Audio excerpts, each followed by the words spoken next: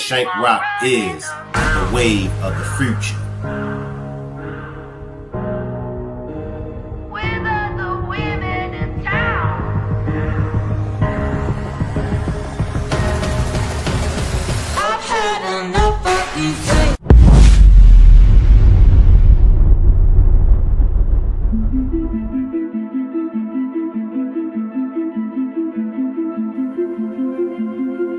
The diagrams that I have up, where did this go wrong at? Remember, we didn't know this happened to her. Oh. That's how they figured out she was pregnant. Around 3 o'clock that morning, I got random text messages and it was just pictures of her and the other little girl. I thought it was strange.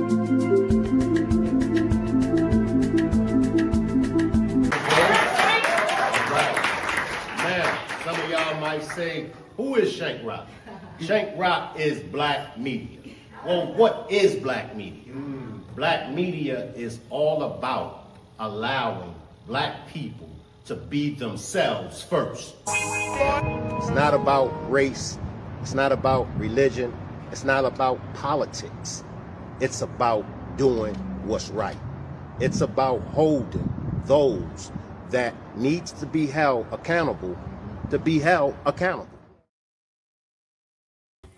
Salute everybody. I want to welcome everybody to this demonstration. The real reason Jarvis Butts didn't take the plea deal, part 2. Salute to the chat. Salute to all of my moderators. Salute to the replay gang. Let me read this copyright disclaimer, and we're going to jump straight into part 2. Disclaimer under Section 107 of the Copyright Act of 1976. Allowance is made for fair use for purposes such as criticism, comment, news reporting, teaching, scholarship, education, and research. What that means is that everything that you hear in this demonstration is for entertainment and educational purposes only. This will be an open panel. So if you would like to join me on the panel and give your perspective on Jarvis not taking the plea deal, when I drop the blue StreamYard link, be sure to click on the blue StreamYard link and come on up and talk to us about how you feel when it comes to Jarvis not taking that plea deal. Now, I want to start here. So this is going to be the basics. And I want everybody to keep in mind, that I'm backtracking, from the beginning of things. And that's because I do have a lot of new subscribers that wasn't around. And then I do have those subscribers that missed a lot of things. So for the old timers that know the case back to front, just bear with me. And maybe with me backtracking, maybe for the old timers, maybe you all can find something that got past you. Appreciate this super sticker, Gizzle. All right, let me put this on. Murder of Naziah Harris has captured national attention. Her body never found, but we have learned so much about what detectives believe happened to her in the time leading up to her murder. Tomorrow morning, the case moves to Wayne County Circuit Court, where the man accused of killing her, Jarvis Butts, will be arraigned on murder charges. Now, let me just say this. This is an old clip, all right? And I'll tell you exactly how old this is. This is a clip from a year ago, all right? It's a year ago. So this is not nothing new. This is not the hearing that took place on yesterday, all right? So once again, this what we're about to hear is from a year ago.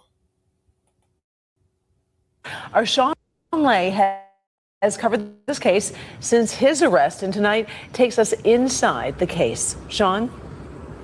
3 names to remember here. Zion Foster, Detroit teen. There was a search for her right at its very Lenox Township landfill. Now, Ashley Elkins, there's a search going on for her right now at this same landfill. Neziah Harris, there was not a search here at the landfill. A chief investigator on that case is also here, however. Now, let me just stop this, because for all the old timers, now y'all remember, I believe it was Bree, and y'all can correct me if I'm wrong.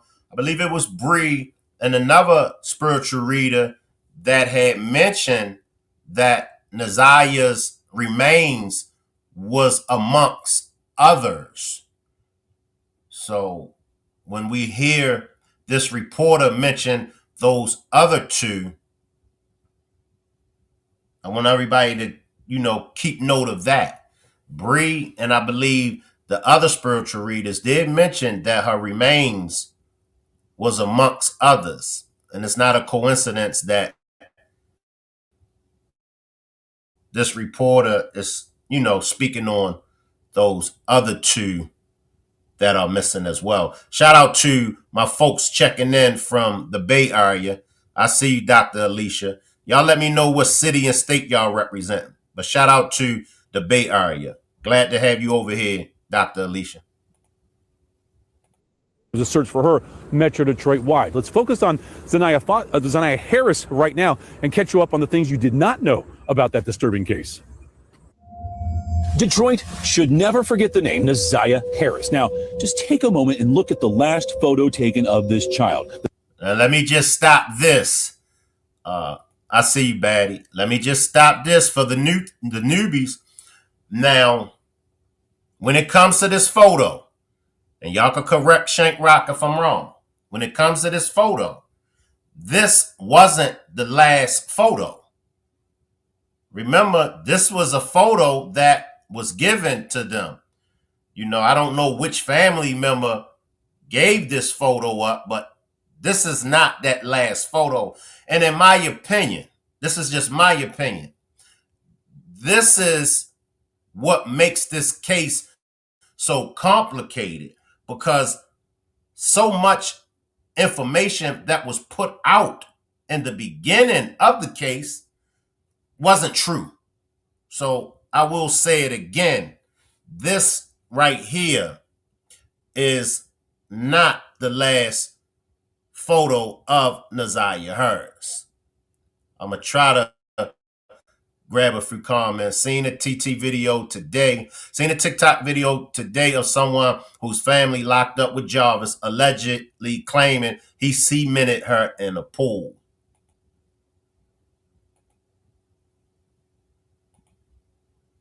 Neziah Harris was a child. She was 13 years old. Study her face. Look at the light in her eyes. Neziah took this final photo of herself at school January 9th, 2024. She was never seen again. Prosecutors believe she was pregnant. She was brutally murdered. The child's body has never been found. When charges were brought, Wayne County Prosecutor Kim Worthy highlighted this photo in a heartbreaking way. She is smiling and waving and saying hello. But little did she know that she was really saying goodbye. The next thing Detroit should never forget is how 36th District Court Judge Aaliyah Sabri at a hearing last week called out many adults in Neziah's life, saying they also failed this child. From what I have heard over the last 4 days and 5 days total, is that several people failed her. I don't know where her mother is. I don't know anything other than that she was forced to live in a home where she was not protected or given the adequate attention and love. But Judge Sabri went further about how family members and Detroit also failed this little girl before she even mentioned the name of the man sitting in front of her, Jarvis Butts, the man at the center of a 5-day hearing. And I do want to say this. Yes, in my opinion, Jarvis Butts did fail Neziah. But also, as well as what the judge has said, that Shannon failed her. Miss Annette failed her. We know that for sure. Many believe that Marquita failed her as well. So along with those family members failing Neziah, we got to remember CPS, they failed her. The school failed her. Detroit Police Department failed her. So there's a long list of individuals that failed Nazaria Harris. Now, one other thing that I want to point out, and I'll let my chat correct me if I'm wrong, and even in the replay gang, y'all can correct me if I'm wrong. When they spoke about Jarvis being the alleged father of Nazaria's unborn child, well, there's a lot of, discrepancies into that. Many believe that Nazaria, in fact, was pregnant by Jarvis, but she had the baby. And one of those children that Shannon claims happens to be Nazaria. Now, I don't necessarily believe that, but there are many of you out there that do believe that. And I will say that that could possibly be true. Then others believe that Nazaria was pregnant, but Jarvis, along with Shannon, gave Nazaria the antifreeze to drink. Then there's this thing about, I believe, some pills that was given to Nazaria. So you got three different theories. You got those that believe that Nazaria was pregnant by Jarvis, and she in fact had a child, and one of those children that Shannon is claiming is the baby of Nazaria. Then you got those that believe that Jarvis gave her the antifreeze or even the pills. However, Jarvis, did the back alley mechanic, or abortion, and that's how Nazaria's life was ended. So those two, and then you got those that believe as I believe. Now, this is my perspective on it, everybody. And y'all can, chop it up with me about this if y'all want. But my perspective is that she wasn't pregnant. And I always have said it that I could be wrong. But let's chop it up, all right? I'm going to come to the chat. Just give me a second. The spiritual reader sure did mention if they find her, they will find the others. Makes me think if the first foster girl that ran away from Annette House be found unalive by them as well. Okay, so we on the same page. Okay, I just want to make sure we all on the same page. And I'll be dropping a link in probably about 5 minutes. So if any of you all want to come on up and, chop it up with me, and I'll just leave it at that. When I drop the link, if any of you all want to come up and chop it up, come on up. Feel free to come on up. Bit by bit, prosecutors here worked to connect the dots that Butts allegedly abused Nazaria over a long period of time sexually, allegedly controlled her life. Prosecutors say Butts got Nazaria pregnant, and the judge said she believes all of the evidence shows Butts allegedly tried to abort the pregnancy himself. Now, let me just stop that because I want to try to point out as much as I could point out. Now, you all notice in this, you don't see the mask. That's something else that we can chop it up. All the other court appearances, he has that mask on. So why don't he have the mask on in this court appearance? Now, one thing that I will say, in all of the court appearances, he always has his head down. And in my opinion, I believe that he has his head down because he's in shame. It's that guilt, that's eating him alive, because he knows for sure that he definitely was inappropriately touching Nazaria. That's a fact. Also, in my opinion, it's a strong possibility that he is responsible for the red rum. But, I fight with that thought all the time. One minute I believe that he didn't have anything to do with the red rum. Then the next minute I'm like, he did. However, it's guilt, and the guilt is eating him alive. All right. I'm going to come to the chat. Just bear with me, y'all. The judge says she believes Butts injured Nazaria and then murdered her. He intentionally killed her and tried his best to cover it up. But without finding Naziah's body, investigators focused on Butts, and they had to find his cell phone. Butts told police he had nothing to hide and told police to go through his phone. Now, I'm going to just say this. Now, in my opinion, here comes the substantial evidence, and I hope I pronounced that word correctly, but here comes some solid evidence, in my opinion. So let's just pay attention, y'all. Appreciate the membership, Miss Parker. Appreciate the membership, Miss Parker. That phone, he lied and he tried to throw him off. Everything is in my phone. You all got possession of my phone. But what he didn't know was they were able to retrieve those deleted messages. Somebody correct me if I'm wrong. My mind, my brain ain't as sharp as it used to be. So feel free to correct me if I'm wrong. But let's tap into some of this evidence that they got on Jarvis. Focused on Butts, and they had to find his cell phone. Butts told police he had nothing to hide and told police to go through his phone. It's in my phone. Y'all have possession of my phone. Take a look at it. Go through it. So I don't know what that's just. I don't know why she said. Apparently, Butts was right. There was nothing linking him to abusing or killing Naziah on his cell phone, but that's where Detroit police data experts dug in. Expert after expert detailing in court how they extracted all of the deleted material from his phone, his web searches, how to abort a pregnancy using antifreeze, and then the thousands upon thousands of text messages he sent to Naziah. Detroit Police Sergeant Shannon Jones and her team got those deleted texts, and for hours, Jones read hundreds of those texts in court. Text after text showing a 42-year-old man in complete control of a 13-year-old girl. He sends her a text that says, "Are you naked yet?" She replies to him and says, "No, I don't want to get naked." Now, that text alone, in my opinion, if I'm on the jury, if I'm a juror, and when I hear that, off the rip, he's guilty of the inappropriate touching. I'm just speaking for me, everybody.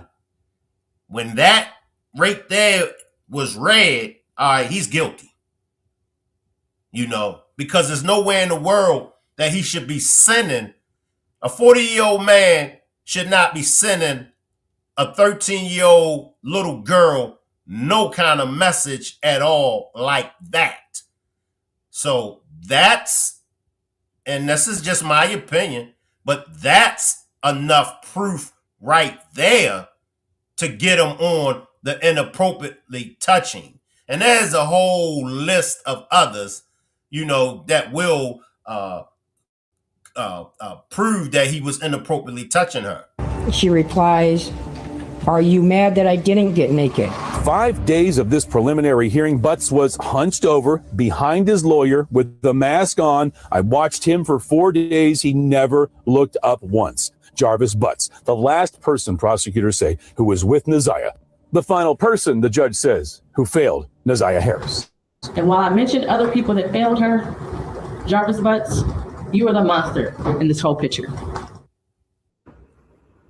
Being in there every single day was chilling every single day. If you're watching right now and your phone's next to you, take a moment, grab the phone, open up the camera, take a look at that QR code with that camera that's on your screen right now. That'll link you right to clickondetroit.com, and all those text messages, the thousands of them presented into evidence and much more on this horribly disturbing case. Guys, this gives us a chance to talk about all the people who are missing right now in the city of Detroit. So many people missing. I've been asking Detroit police for a week, just give me a number of people who are missing right now in the city. They've not been able to provide the number because it keeps changing, and the team that goes out looking for the missing people are out looking and still have not had a chance to compile the number. That's how big the big picture here is. Can I get everybody to throw up some prayer hands for the city of Detroit? Can I get everybody in the chat as well as the replay game to throw up some prayer hands for the city of Detroit? As I said, I would drop the link. Anybody that want to join me on the panel, feel free to join me on the panel. I will just put a quick memo out to everybody that do join me on the panel. Just keep in mind, if there's others up on the panel with us, keep in mind that, they would like to speak as well. So, say what you got to say and then yield so somebody else will be able to give their perspective as well. Now, I wanted to finish up from part one when I was speaking on the real reason why Jarvis did not take the deal. Look, the man, 40 to 80 years, so you do the math. Man, if I take this to trial, what more are they going to give me? I'm in my 40s, not me, Jarvis. I'm pushing 50. If I take this 40 to 80, that's my life right there. So, in my opinion, it's a good thing that he didn't take the plea. And another thing I agree with my panelists from the first demonstration, I'm glad that he didn't take the plea, because now what is going to take place is going to be a trial. It's going to be a trial. And I do know this as a fact. All of those witnesses will have to take the stand. That's what they witnesses for. They going to take the stand and they going to speak on some things. Now, Jarvis can always plead the fifth. Jarvis can always say, no, I ain't taking the stand. Feel me? So he's ready to rumble. He's ready to take this to trial. Now, it's a lot of things that can work in Jarvis's favor, just like it's a lot of things that can work against him. But there are some things that can work in his favor.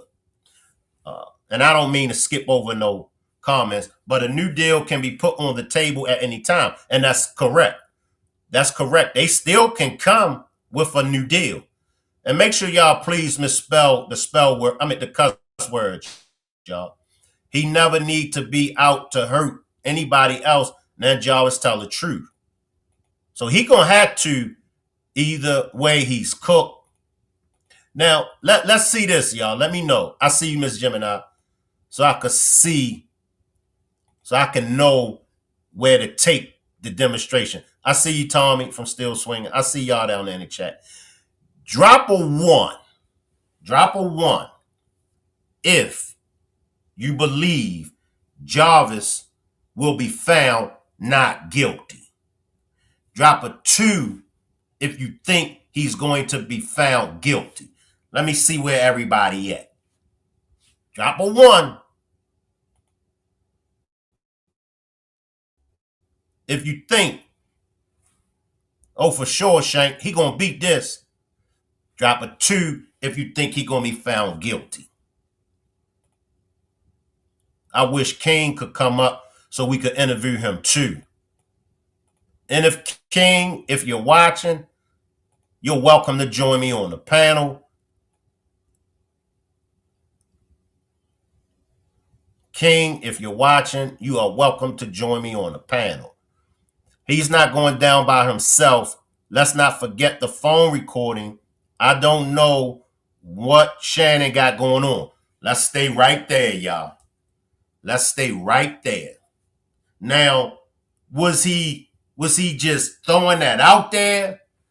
Because he knew that the phones was tapped?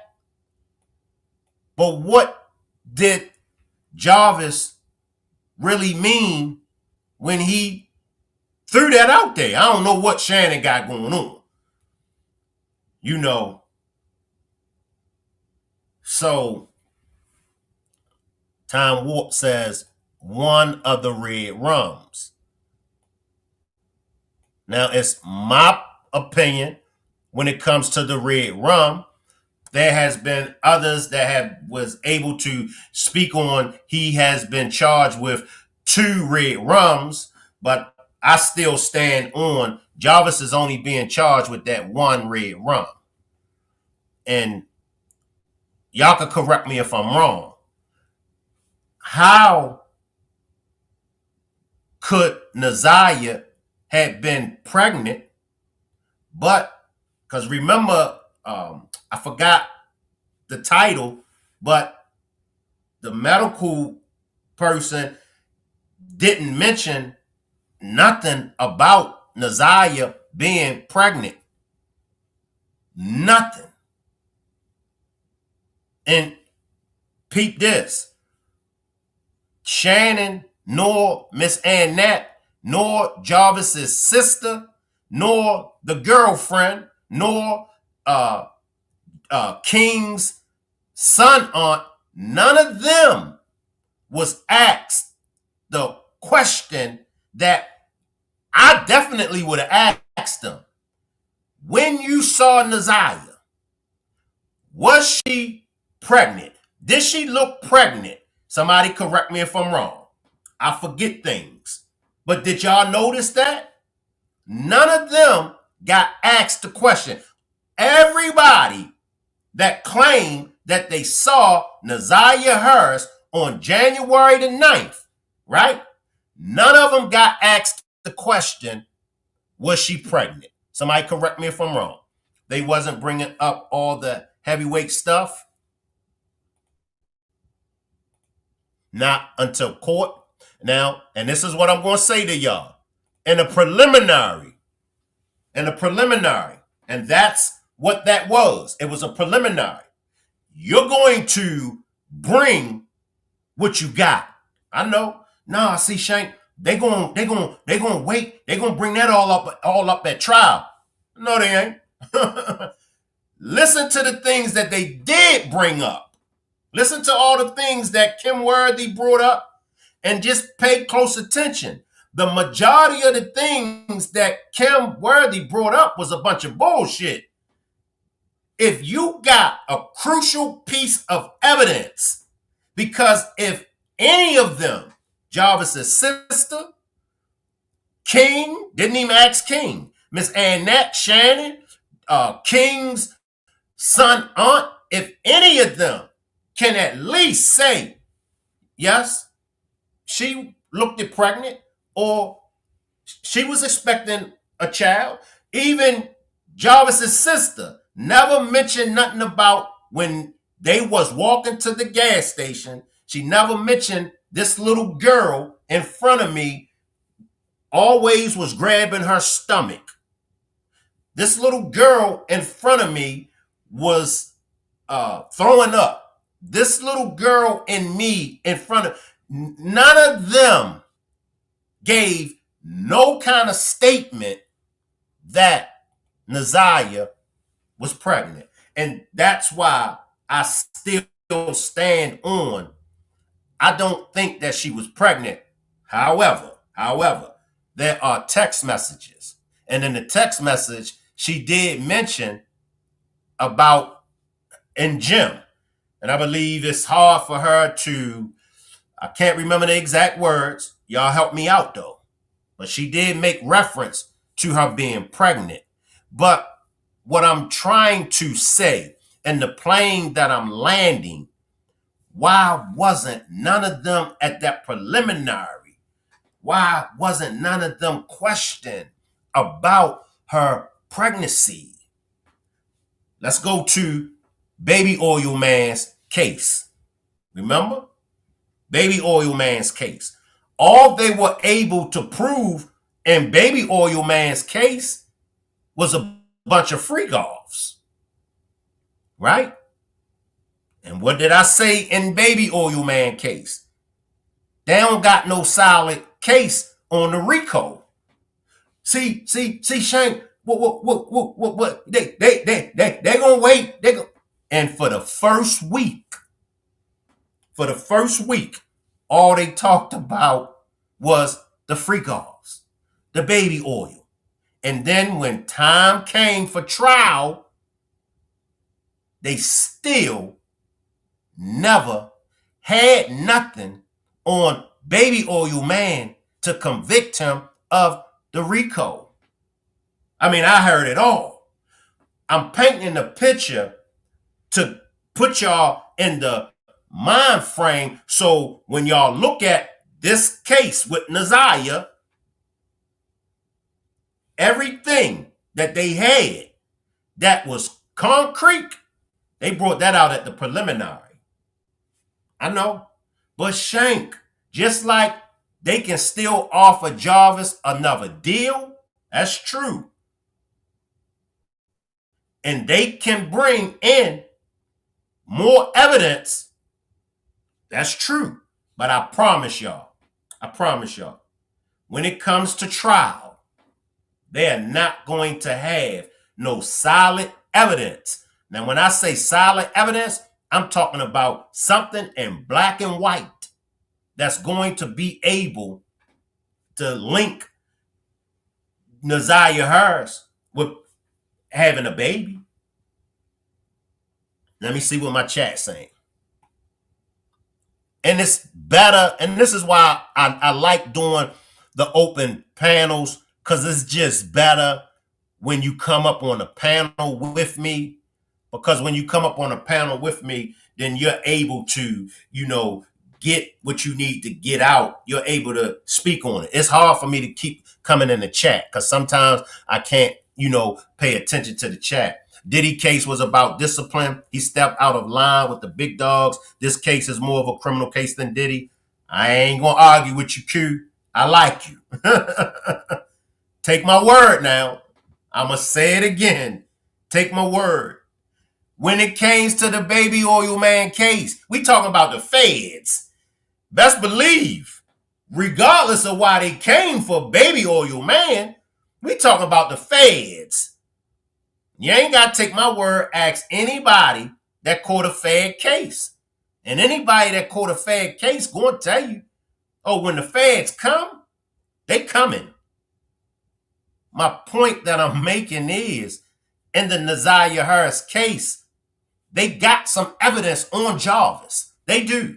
I would never say that they don't got no evidence on Jarvis. That's not what I'm saying.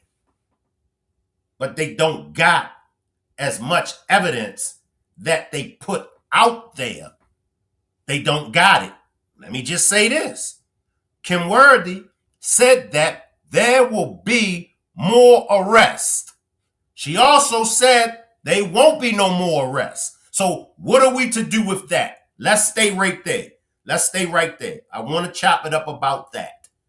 Let's stay right there. When Kim Worthy mentioned there will be more arrests, that's what she said. But she also said there will be no more arrests. So what are we going to do with that? See, this is what I'm saying as far as what they got and what they don't got. I could talk your head off all day on what I got. But when it's time for me to show up, I ain't got a damn thing. Y'all get my likes up. Unless there was fetal DNA, I got problems with pronouncing words. I'ma get you. Shelly says facts. They coming. I see you, Jacqueline. Bear with me, y'all. I see you, Red. Tan says the arrests are coming. I hope so, Tan. I hope so. I really want to believe you that the more arrests that Kim Worthy spoke on, I'm hoping that they're coming. What other reasons would he have to give her antifreeze?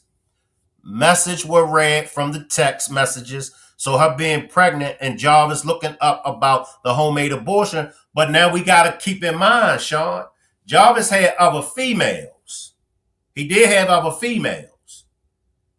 And I still stand on he's a mechanic. So him Googling the antifreeze one of the cars could have need antifreeze, because I do believe that Jaguar, King's, was it King's mother or the Jaguar that they were working on, it needed a new water pump. And I do believe that after you replace the water pump, you got to put the antifreeze back in. But somebody can correct me if I'm wrong. And I'm gonna go to Shannon's preliminary, like what evidence they have to know what the gender of the baby was. They be having me confused, like they leaving a lot out of this case. And that's where I'm at with it, Joyce. It's like I hear them, but then it's so much that they done left out. You know, it's a lot. Juanita says, I believe when they have hard evidence, they wouldn't second doubt and get in a conviction. But in this case, I don't think they don't have enough for the red rum. And that's where I'm at. I'm way behind in the chat, y'all. It goes back to why Roxy said that Naziah having a girl, and that's true. So that would be, and if you're watching Roxy, that's like one of the main questions that I really wanted to ask you, because I've had, the other family members on a panel, and I've asked all of them as far as do they believe Naziah was pregnant. So that's one of the questions that I do have for you, Roxy. And if you don't feel like coming up on a panel, if you just want to drop it in the chat, that's fine. But do you believe, and this question is for Roxy, do you believe that Naziah was pregnant? Now, if I could hear Roxy say, yeah, Shank, she was pregnant, then I would be like, you know what? I'm gonna take Roxy's word. They had evidence, but he told the whole story to his lawyers already. He's not escaping the charges for inappropriate touching, but he's not taking that missing person charge. He's taking them with him. Hey, Shank, salute you, Zeph. It depends on what stage they are in the case. At a certain part, they have to give the defense everything they have, so more charges come. They could present them, and I agree. That's absolutely right, Yusef. I see you, Galatians. Can't wait to see Shannon in cuffs. I think none of us, I think we all waiting for that. I agree. The prosecutor was holding out from social media. Wait till this trial come. Let's go blow your mind. I'm hoping so, Jizz. I'm hoping so. I'm hoping I'm wrong. I'm going to keep it 100. I'm hoping I'm wrong. All right, I'm gonna grab the Shannon's preliminary, y'all. Right? Why did Roxy tell America Naziah was pregnant with a baby girl? Like I said, if Roxy say Shank she was pregnant, then I'll be like, she was pregnant, y'all. But that's just one of the questions. I see you, Sama. I see you, Carla. We don't know what happened that day, but I want to believe Jarvis is smarter than that, because you know dang well not to give somebody no antifreeze. That's true. I see you, Jacqueline. Sound it out, Shank. Sound it out. I'm trying, Jacqueline. I'm trying. DPD dropping the ball in the beginning is the problem. After that, they didn't want to make it. Man, you, DD, man, you right here. See, they dropped the ball in the beginning. Now, legal experts can, help me better understand. But if they drop the ball in the beginning, I think it's going to be hard. And I think that that's one of the reasons why they're coming at Jarvis with the plea, because the case been jacked up. So for them to have to, it's like a mechanic taking over the job of another mechanic. That's why most mechanics don't like to take over a job that another mechanic already started on. You know what I mean? Because they got different methods. It's different ways. So you looking at the prosecution and you looking at, okay, now the prosecution got to get in, what word am I looking for? Got to go through all of this evidence that's been presented, and the prosecution already know they fucked up this. They fucked up that. Okay, this right here. Okay, we got something right here. No. So it's and I'll say it again, and then I'm gonna move on. If y'all got a comment, put it in the super chat. The prosecution knows that the case has been jacked up. Some of y'all might say compromise. Y'all know I ain't too good with these words. However, they jacked it up, y'all.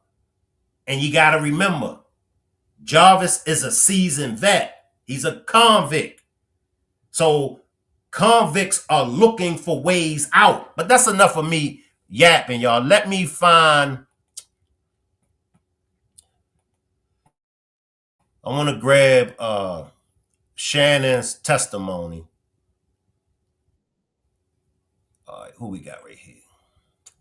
All right, let me bring Mel up for a minute. Talk to me, Mel. Can you hear me, Shane? Yes. Oh, salute, Shane, and to everybody in the chat and all the mods. But so, Shane, there's a question that I was just thinking about based off of some of the things that you were saying. So, even though they say she was last seen on the 9th, right?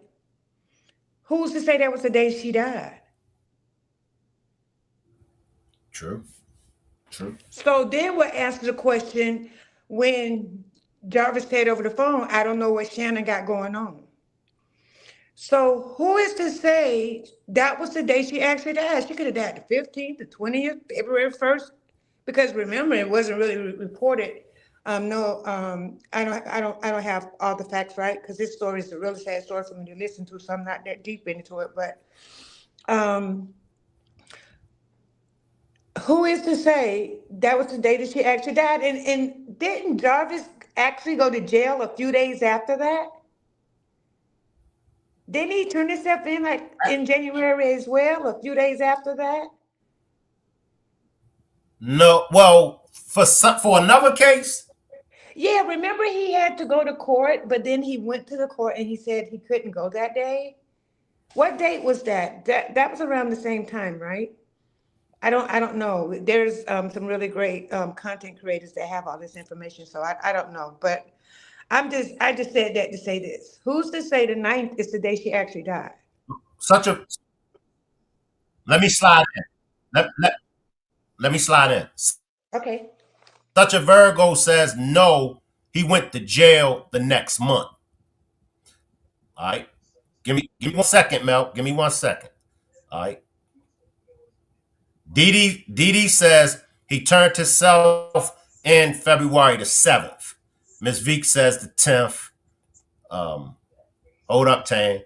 The 26th letter says, Sean, she asked for the plan B, not knowing plan B don't work when you're well into the pregnancy. It only works in the first 1 to 3 days. All right, come back in, Mel, and then Tan, you come in at the Mel.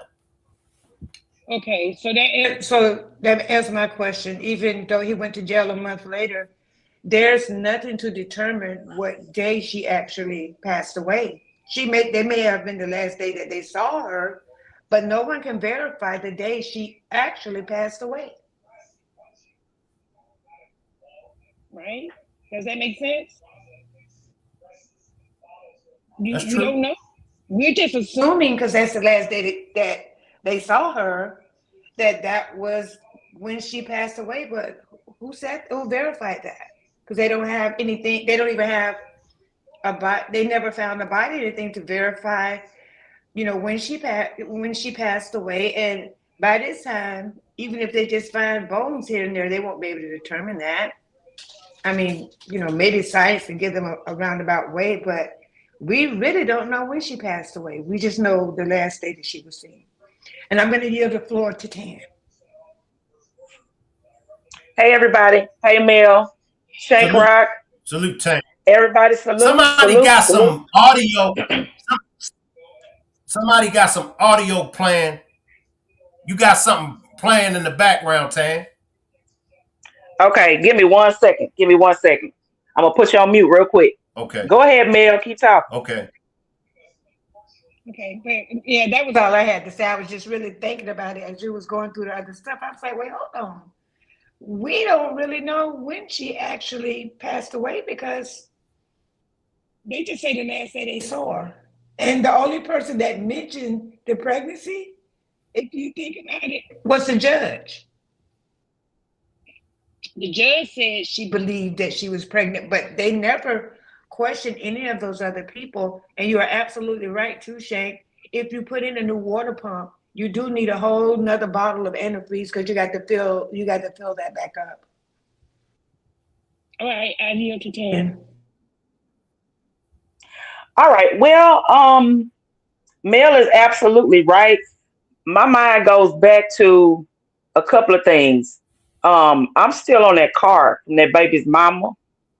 That car, I forgot the baby's mama that was up there. Somebody referred to her as porcupine. I don't know. But her car, that blue car, it was already wrecked in the back. And then the front, it was real messed up when I guess Jarvis brought it back. But I never heard her say, or I never heard which one you talking about? Latricia. Okay. Yeah. So I never heard her say if she asked how the car was wrecked. I didn't hear this in the when they played the conversations when he was talking to her saying, hey, just look out for yourself, basically, and they're coming to your heart. I never heard her ask anything about that car. So I'm wondering, was it something that the prosecution left out because we just in the pretrial, or what? It was. I just thought it. I thought it was kind of strange that she wouldn't ask. Hey, man, you never did tell me what happened to my car. Right. But I agree with Mel. As I said before, I do agree with Mel on, if she was seen in January, we really don't know when she died. Somebody knows. We just don't know. Right. Now let me ask you, Tan. The plea agreement, and I'm not sure if we spoke on this on part one. The plea agreement. Do you think? I think you spoke on it, but I just can't remember. Why did he turn down the plea agreement? I believe he. Oh yeah, I did talk about it. I believe he turned down the plea agreement because he's not gonna eat all that time by himself. He knows that somebody helped him, and he's a sick individual. So he just feels like, okay, if I'm going down, everybody's going with me. I also think he turned down the plea agreement because there is some other information that, like somebody said, he's holding a trump card, but there's some other information that he's probably fed to his defense that he's hoping that can help him. One thing's for sure and two things for certain. He's never getting out of jail. Stay right there. Because this is your second time up here, so I got to pick your brain. Okay. And I'm not putting the chat on punishment, so y'all just bear with me. But out of his stable, out of his stable, let's listen. Out of his stable, which one you think was going along with what he had going along? Okay, let me count. Let me see. Shannon, Latricia, and Tatiana for sure. Now the ones at the bottom and bat wings on the side, I don't know, but I know those first three at the top, and one. And let me say this. Maybe I need to ask you, how does a person go about getting their hair, keeping their hair trimmed or cut in jail? Somebody has to pay for it, right? Well, yeah and no. Yeah, okay. No. The barber, the jail got barbers. I think some jails, the barber come once a week, some, once a month. But then you got razor blades. And we talking about men in prison, as well as women. But in prison, oh man, you got so many gifts. You get where I'm coming from? So he could be nice with the razor blade. But I know what you're saying. Somebody got to be paying for his haircuts And that could be true. That could be true. The fact that he was in jail and all of this stuff was coming out and he was still getting calls from females, it baffles me. That's true. See, and y'all bear with me, but because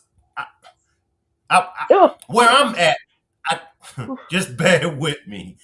I want to hear from somebody else's perspective that I haven't heard from out of his stable, who was ride or die, who was like, man, you know what? I'm getting away from him. Or was they all ride or die?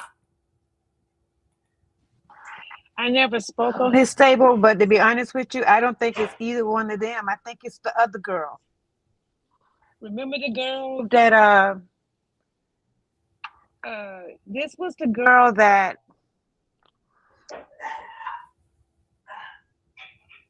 this was the girl that lived across town. She was the only one that didn't have any kids. Tatiana. No.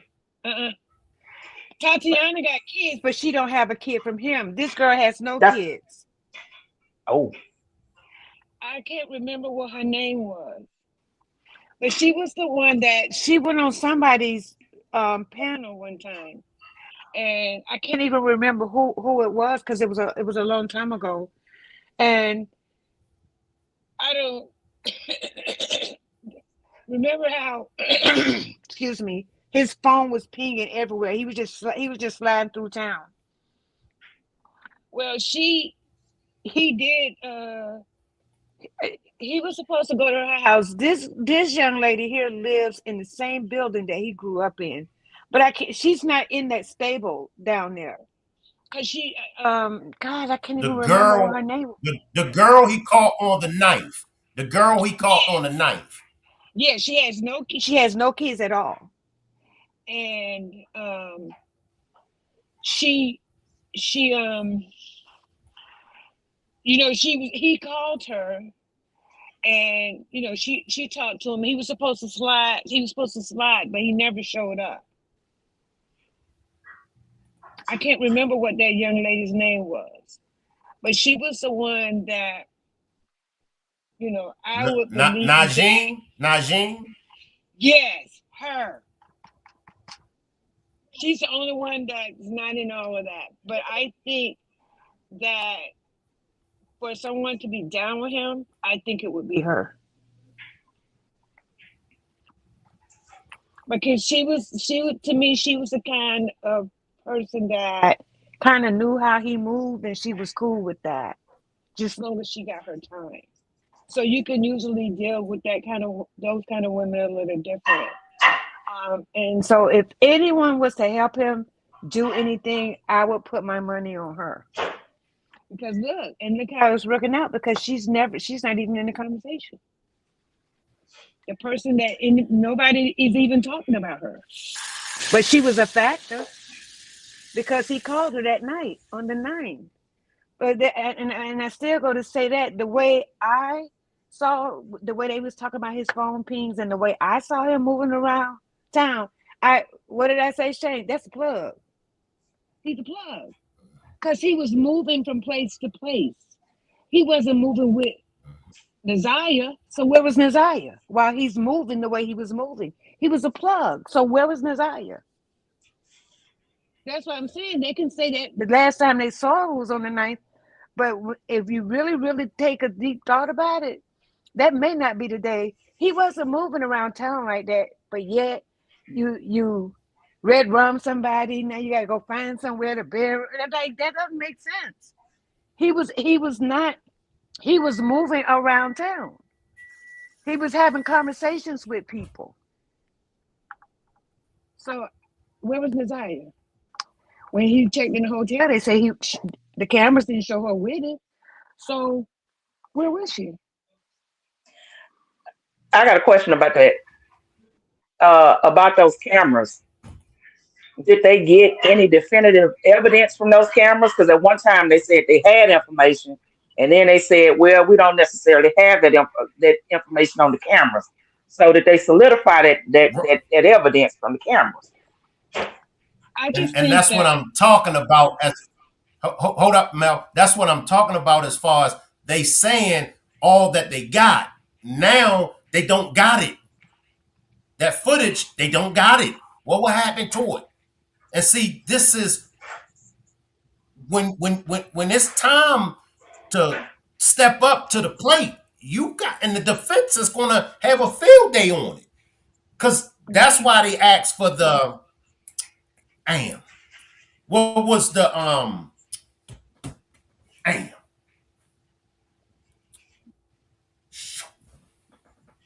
it's on the tip of my tongue. What do the prosecution have to give to the defense with all of the evidence? Because remember, they what I know what you're y'all go talking ahead. about. But I know what Right. you're talking about. They got So- to turn over yeah. So I this don't know. is what the I'm dossier saying of evidence or whatever. I don't know. No, it's Okay. what is that called? They refer Motion to of it as- discovery. Yes, discovery. No, it's the motion of discovery. Yes, So that's right. remember the prosecution had a problem with giving the motion of discovery to the defense. And I think Yes. you know, not taking anything away, but this is just when I heard like all of the people that testified to the preliminary. Me personally, and not saying that, you know, the things didn't happen and things can be proven differently. I thought the defense had the upper hand in the preliminary. I just really did. I just really think that they had the They did. won. Let me just slide. Let me slide in, Mel. Let me slide in. They did, but it's like any kind of event. It's like a boxing match. It's like a football game. It's like a basketball game. You know, you can start out winning, but it's a marathon. We got to remember it's a marathon. So in the preliminary, the defense, they was up against the ropes. The prosecution was throwing haymaker at the haymaker. Well, it's 15 rounds in a fight, 10 rounds. It's 4 quarters in a football game. It's 4 quarters in a basketball game. It's 9 innings in a baseball game. So the prosecution may have won the preliminary. The preliminary is the first quarter, second quarter. But we know after halftime, okay, well, what happened? I could speak on my Baltimore Ravens this year. Y'all know how many leads that my team, the Baltimore Ravens, had blew? I mean, we was up. We was looking good. My favorite word, I'm good over here. But what happened? So this is what's going on in this case. Yeah, like I said, I thought the defense won the preliminary. I really did. I thought that the attorneys was better prepared, and I think that they were able to kind of like pull back layers of what the prosecution was alleging. And the one thing that I know is that in any case, no matter how bad it is, and this is really bad, it's up to the prosecution to prove the burden of guilt. And then some people, you know, you may say, "Oh, I don't like the defense," but that's their job. That they are defending. Let me let Tan come in. Let me let Tan come in. Tan, come on. To me, during the preliminary, the only thing that the defense really had was the objection on hearsay. That's the only thing that they really kept saying. And what really nailed it in the coffin for me was when Jarvis' sister got up to testify, and she was trying to explain to them. I got the sheriff's number from Shannon, and based upon what the other baby's mother told her what happened at somebody's birthday party in February, she went ahead and called the sheriff. Okay, she was trying to explain that information, and they were still trying to say it was based on hearsay. It was based on hearsay. And she was trying to get that information out. So sometimes that defense worked, and sometimes, most of the time, they were trying to get it to work and trying to get you to say, okay, well, she just heard this. and they knew that wasn't the case. So it all broke down to the only thing that they kept doing, like they say, the devil's in the details. The only thing that they kept doing was trying to push in wherever they could to try to sow seeds of doubt. But it's no doubt in my mind. I know that sister, and she was the only one that was hurt. She made me cry. Let me just slide in for a minute before I forget. Appreciate the cash donation, Juanita. Appreciate that cash donation, 80s baby. Now, let's go back. Remember when they was talking about, because I know what you're talking about, Mel, but remember they were talking about the inappropriate touching. And remember the defense. I thought the defense had hit a home run. I thought the defense had hit a 3-pointer because the come to me. And I don't mean to be rude or nothing all that, because I know how some people is. Did you hear what Shank said? He was talking about but in order for it to be considered, I believe, first degree inappropriate touching, the man's instrument has to penetrate. Y'all remember that? And I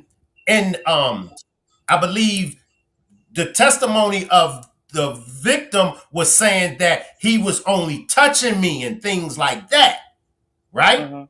But then the defense was on it. The defense was like, "There's no way to prove, that he penetrated her, and in order for it to be first degree, it has to be penetrated." Man, the prosecution came back, and I mean, the prosecution really. I'm hoping somebody, Miss Parker, Sam, or somebody, because Shank, love your commentary, but I think you're wrong this time. Okay, big girl, talk to me, big girl. I would love for you to come up on the platform, on the panel, because this isn't going to be hard for me to read all your comments, but that's okay to disagree, because maybe, and you disagreeing, maybe you can have me see something that I haven't been seeing. But what I'm saying is then the prosecution came back and was able to prove that in order for it to be first degree, damn, I get brain fog. Do you know where I'm going at, Tan? Do you know what I'm talking about, Tan or Mel? Right, inappropriate relations with children. I didn't hear that part of the trial. Come on, Tan. Let Tan. Come on. You're talking about first degree. You're trying to. I think what it boils down to is what they're going to what they're going to charge him with. But I think you're saying what they're going to charge him, actually charge him with, whether it's first degree or second degree. I like I said before, on the defense, the only thing they kept, and Mel, I agree with you, they were just doing their job, but I think they were really being a stickler with his sister. And they kept because they asked her in specifically, I remember them asking her about a falling out between them about in reference to their grandmother. And it almost triggered the sister. You could tell because she looked at her like, "Yeah, I know what you're trying to do, but no." So I want to say with them, with the defense for me, and I didn't even see the part that you guys are talking about. I just probably saw the trial and as they were questioning all of the people. To me, I feel like the strongest questioning and the things that showed me the inconsistencies in the timelines and things like that was when they questioned his sister and the damn auntie. Okay. The auntie it's something just with their two totally different timelines. And to me, and I know because of, when people are on trial, whatever they can get to believe you, and sometimes that can show emotions and tears, right? But to me personally, I don't believe the sister. I don't. Mm. She was crying. Yeah, she was emotional, but I don't believe her. Mm. I'm It not was gonna the say that. emotions that drew everybody in. It was the emotions, the crying, because she was the only one that showed emotion. She really was. But I don't believe her. Okay, in which way are you saying that you don't believe her? So okay, here you go. So I don't know where you live, but in states where it's really, really cold, and I've lived like in Georgia and stuff before, so it gets cold there, so a little bit colder than it does in Florida. If you're sitting in your car with the windows up and it's not running, the windows fog up. That's science. If you sit in a car with the windows rolled up, the windows fog up. And I just thought it was impossible for her to see the things that she said she saw based on where she was parked because her windows would have been fogged up. And so basically in their line of questioning, even in the prosecution's line of questioning of her, that was also in the back of their head. What side of the car did she get out of?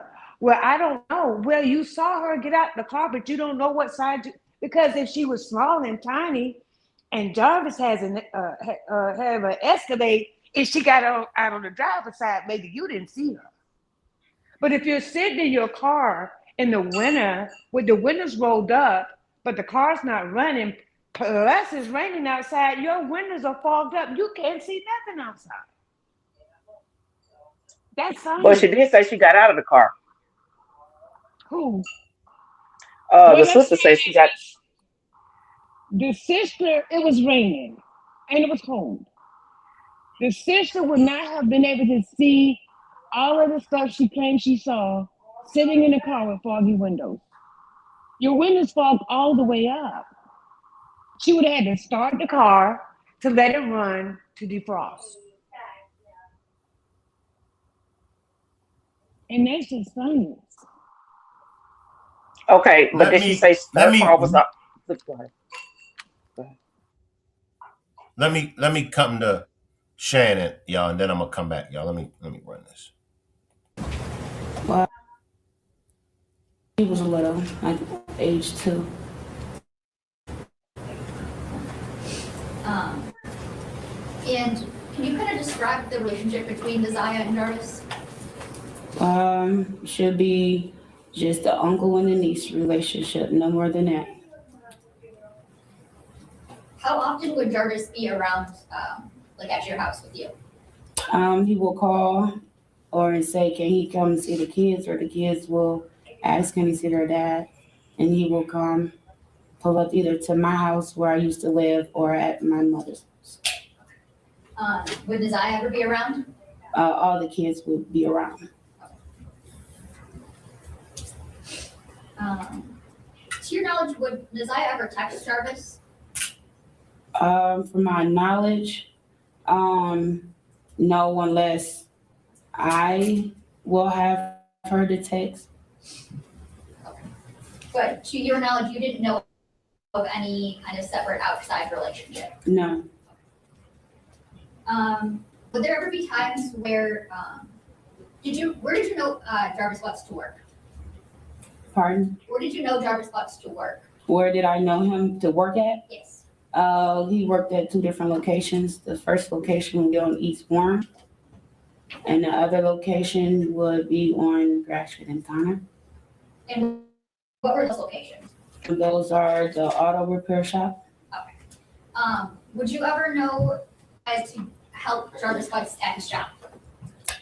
Yes, he will call me and say, hey, if I can get our daughter, Zaya, to come and work up at the shop. And I would say, let me ask my mom first regarding Zaya. Now let me ask you, Tan, and Mel, you could come in after Tan. What are your thoughts on them allowing Naziah to work up at the shop with Jarvis and them, but didn't allow the boys to work up there. Okay, first of all, that's a big hell no from start to finish. And she referred to Jarvis as this child's uncle. And we all know he'll never marry, he would have never married Shannon. So we know that wasn't the case. It was highly inappropriate. Highly inappropriate. And just the mere fact that she was allowing them to go up there and then listening to Jarvis say, well, they would always ask me for money. Well, Negro, you have like 50 million kids. You know, you supposed to be broke. You had all them kids, and all of them have needs. And he would say, well, they have to earn it. They have to earn it. How?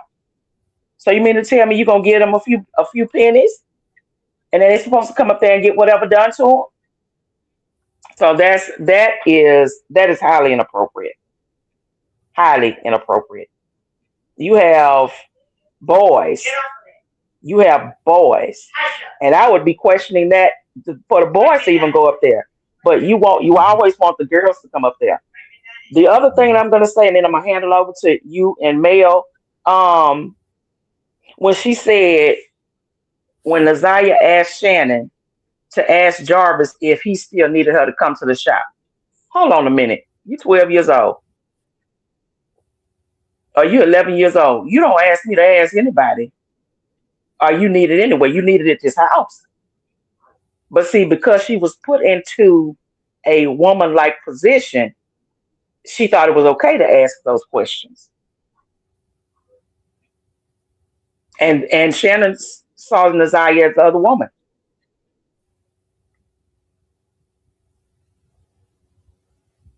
Okay. Mel? Mel? Well, if I was the turn, that would have been, well, what they gonna be doing, changing oil? And I'm gonna let this run just a little bit more because I found the clip that I'm talking about, and I want to react to this clip. So let me let this run a little bit. And which daughter of yours would that be? That would be my oldest, Janiyah. Okay. Would you ever know Naziah to go to Jarvis's shop alone? No.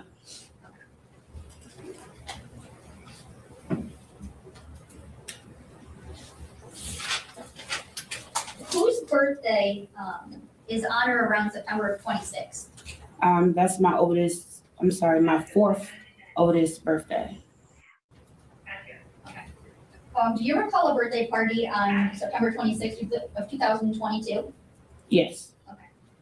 And was Jarvis there? No. Okay. And that would have been his son's birthday party? Yes. Were there ever times that you would text Jarvis off of a text now number? The only time I would text Jarvis off a text now number is if my phone is off. Other than that, no. And do you recall the numbers that you would text Jarvis from? Yes. Okay. And does a 586-510-5161 sound familiar? Yes. And what number is that? That used to be my old number. And is that a number that you would text Jarvis from? Yes. And what about a 586-842-4504? That was the number before this number. Before the 510 number? Correct. Okay. And is that a number you would also text Jarvis from? Correct. And what number did you have for Jarvis Butts? The 313-585-8719. And did you have any numbers for Naziah? It was a funny looking area code. The area code was a 231. Okay.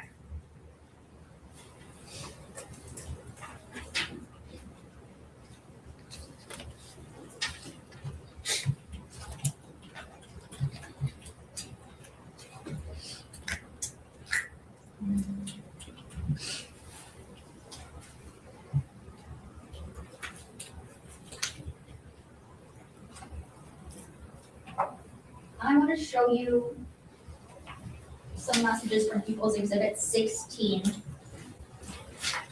and ask you some questions about them, okay? Okay. Brandon, may I approach? Yes.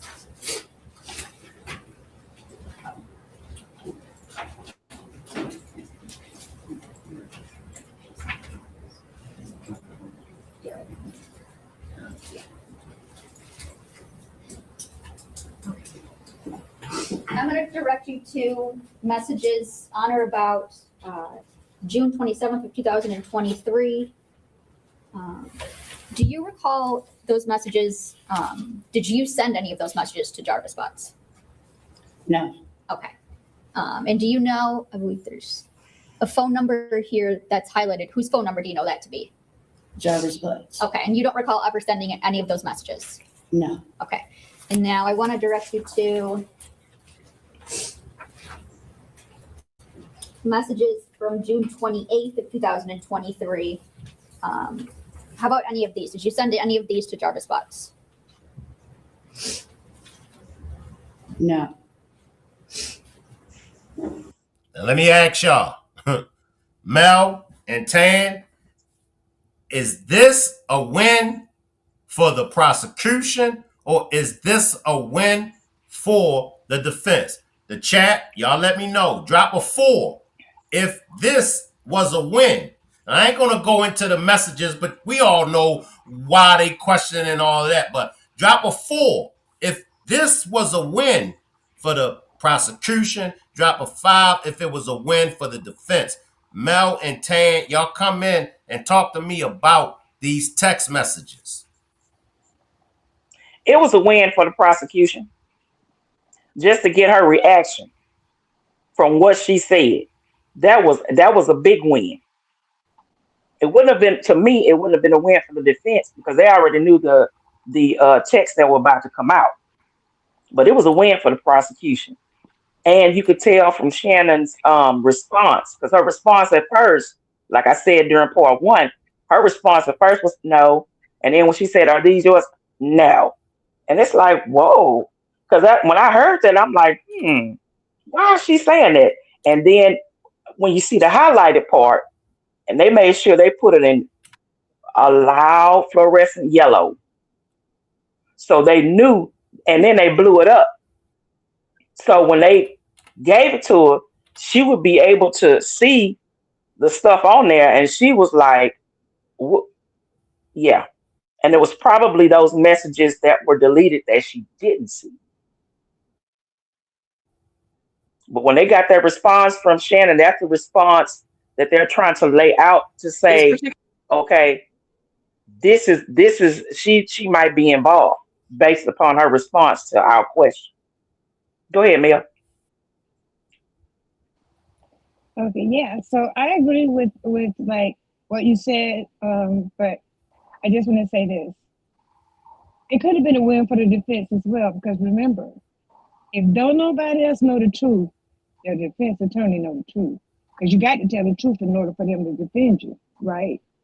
So the way I see it as it being a win for them is the anger she showed when the messages changed. But I do want to point out one thing here. I don't know if the prosecution questioned her on this or the defense questioned her on this, and maybe the chat knows. They asked her, when did she move in with her mama? Now, these text messages... the prosecution asked it. Right. So remember, these messages from June, right? And then all of her asking her, does he want us to come to the shop? It's important to know when was Desire and all them asking her that, because she didn't live with them. According to her, she lived in the other place and she didn't move there until October. So if we have to think of it that way, when she would say that he would drive out to see the kids, Desire didn't live with her. Desire lived with Miss Annette.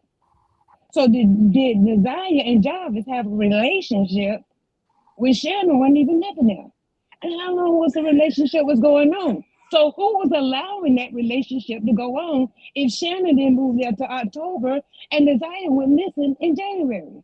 So who was allowing that relationship or allowing Jarvis to come into the basement if Shannon lived in someplace else? Okay. Come on, Tan. Okay, I'm gonna say this right quick. Remember during Annette's testimony when she said at one point Shannon didn't live with her. At one point, both the daughters lived with her. At another point, none of them lived with her. But then at another point, Shannon had her own house out in I think Clinton Township, but she would be at her mama's house all the time. That's number one. Number two, remember, Shannon was the bottom whatever, because they even asked her, "Did you know about the other women?" Yes. Did you know about him frequenting the hotel with these different women? And she said yes. So with him, anything's possible because he made his rounds. He always made his rounds. Now you said that earlier. He was like a plug. I call him pimp plug because he was always around doing something and he never was in one place. So I would say it would be very easy. And plus Naziah, because she was almost the same age, it would be simple for her to be able to go to Shannon's house and play with the other kids over there too. Right, but you're right about you're right about that. So is it safe to say that Marquita lived with the mama when Jarvis was having the inappropriate relationship with Naziah, especially being that Marquita is the one that introduced Jarvis to Shannon. So I heard Stay right Marquita was there. messing with Stay him. right there. Stay right there. I gotta let Q come in, and then I'm gonna go to the this next clip. Come on in, Q. Hello, everyone. How y'all doing tonight?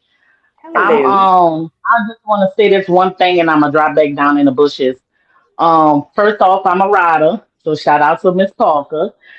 But I distinctly remember, and overall, we have to remember that they just want to pin all this on Jordan, although they know other people is involved. They want to pin all this on Jordan, and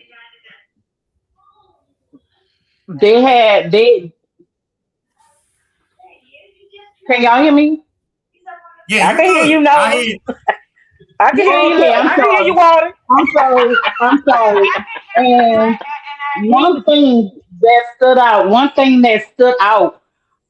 when the writers, as we was going through the transcripts, the number one thing that stood out that lets all of us know that they just want to pin this on Jarvis was when his daughter testified, and the daughter made it real clear that long before the police department and the news made it clear that my dad was a suspect and he was going to be charged for this.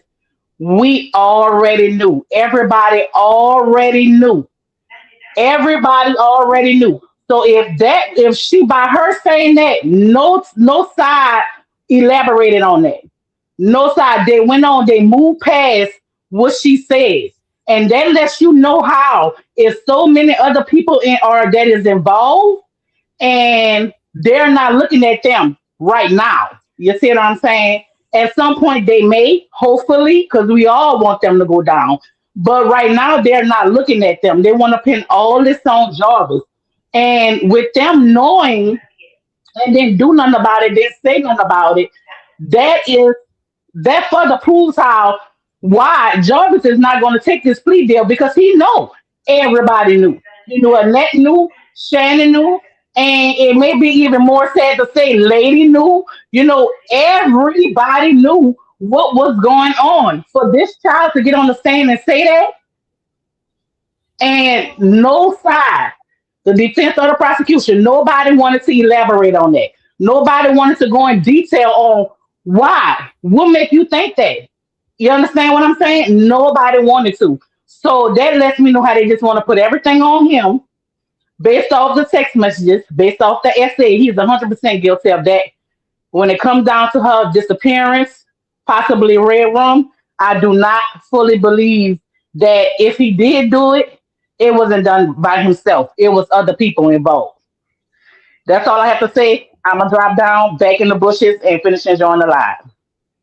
All right, appreciate you, Q. Shout out to Q, Miss Parker, and the Thank you. Riders. All right, now y'all can come in because I'm gonna go to this next clip if y'all want to address that, or if y'all want to go back to y'all conversation. Go ahead. No, you can I go to the want next to. Go, Okay. go ahead, Tan.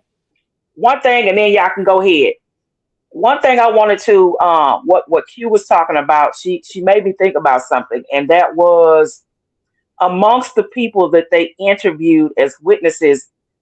I have a clarification question. Didn't they interview CPS workers too? Let me wait for the. I want to say yeah, but I can't remember. Let me wait for the chat to respond. Yeah, because I don't want to speak out of. I know Miss Parker know. I know the riders know, but I can't remember. It looks like I want to say that CPS, some CPS workers were interviewed because it was said that they had been involved at one point, and then they closed down an investigation because I think it was like Janaya was saying that she had been touched, and Azaya was saying that she had been touched. And actually, that was in one of those. It was in one of those.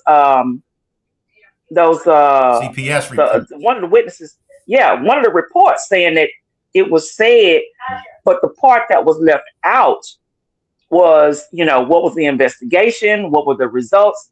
I don't remember hearing any of that. All I heard was making a mention of, and I say CPS, but DCFS, whatever you call it.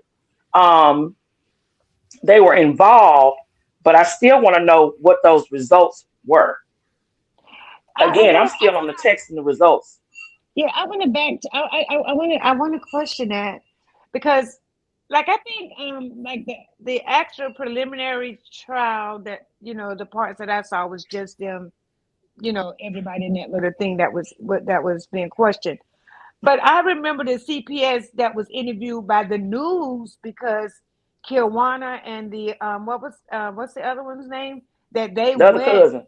The other cousin that they went to CPS and they were filing reports and then all that, and then the guy, I guess he was a director, he interviewed with the news on different things, but I'm not sure about the trial, so I can't speak on that. And I don't remember that information, but I mean, Shank, you can go on. I hope. Now, what I hope is that it comes out in the trial. But then again, I'm sure that the governmental entities are going to try to cover themselves as best they can without looking more incompetent than they've already looked. Because the I don't know why they didn't call the police when they said the child was missing the day that the net went up to the school. I'm still confused on that. But go ahead, Shank. All right, now this is the so the judge refuses to drop it. Now this is the defense and the prosecution arguing about whether to drop the first degree inappropriate touching.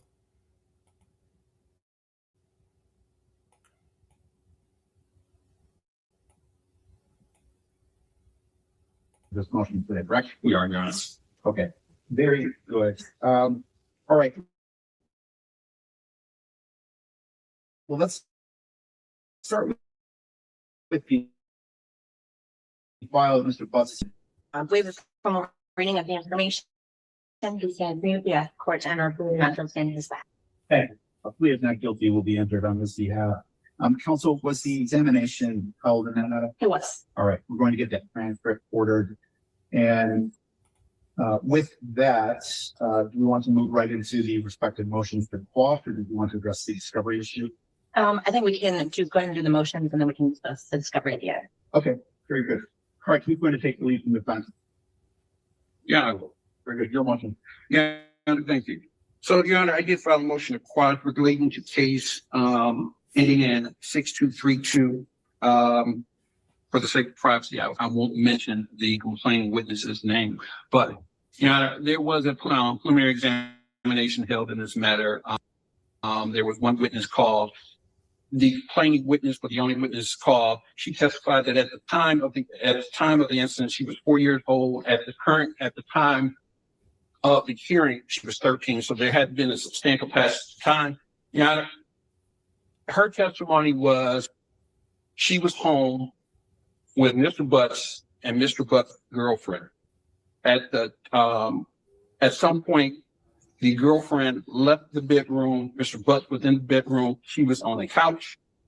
Mr. Butts summoned her to the bedroom, at which point she was ordered to take off her clothes.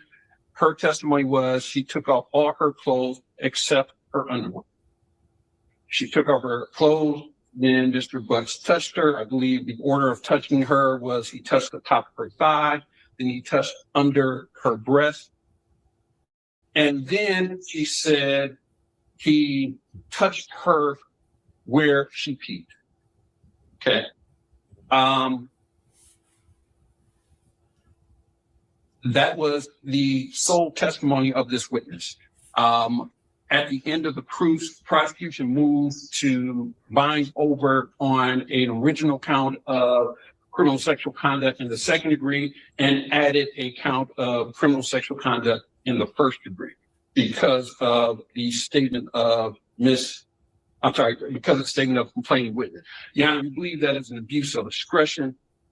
The only thing that we have on the record is she said she touched where she uses the restroom. And the only clarification we had was she said this is where she pees or she urines from, excuse me, those were her words. From that, we have the prosecution postulating that meant that there was some penetration, except there was no penetration mentioned. There was no penetration discussed. We know from case law, for a CSP 1 to happen, there had to be some form of penetration, even the slightest. Case law also tells us if she testified that he were to force her underwear inside of her, that would be sufficient for penetration. Yeah, we don't have any of that. We never have conversation, or we never have any testimony about her panties being pulled aside. We never have any testimony about her panties being forced in her. We never had any testimony about anyone penetrating her. Now, that is given the fact that she was 4 years old at the time this happened, granted. But at the time of the hearing, she was 13. Surely she could testify. I believe she was asked on direct that she remembered the events, and she said she remembered the event. None of that was testified. I think to say that there was sufficient evidence on the record that says that there was a penetration for the purpose of the CS1 is an abuse of discretion, and we believe that should be dismissed. Thank you. And counsel, your respective motions, they're similar in nature in that you're arguing the issue of whether or not there's sufficient evidence on the issue of penetration on both your motions and quash, correct? Correct. Okay. Do you want to, why don't we have him argue his on the second matter, and then we'll hear one response from people if you're okay with that. Now, let me just slide in. Now, y'all let me know, Mel, Tan, do y'all think that his defense put up a good argument? Because remember, I felt as though that his defense did put up a good argument until the prosecution came and just basically sliced his arguments up. But first, Tan, did you ever see that part of the I case? saw it, but not in the. I saw it, but I wasn't really focused on that part. I wasn't as focused on it as I was tonight. Okay. And it's what you said earlier. Basically, they're trying to get as many cases off of him, as many charges off of him as they can. Not that it's going to help, but I understand he was arguing case law, and saying what CSC level 1, CSC level 2 was or is according to case law. But if even with that, I mean, yeah, they're defense. So you have to go on the defense. But To me, that still wasn't strong enough. That's still not going to be strong enough. It's something coming out in that trial, and Jarvis is saying, roll the dice, my life is over anyway, but I'm not going down by myself. That's true. Talk to me, Mel.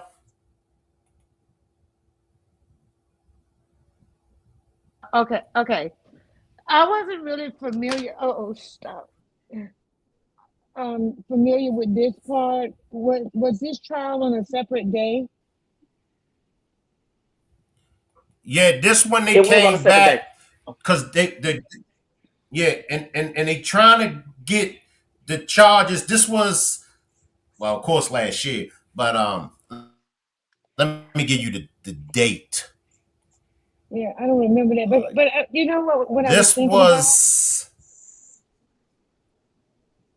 wait a minute, let me give you the date, Mel. This was 5 months ago. Oh, All right, go ahead, Mel.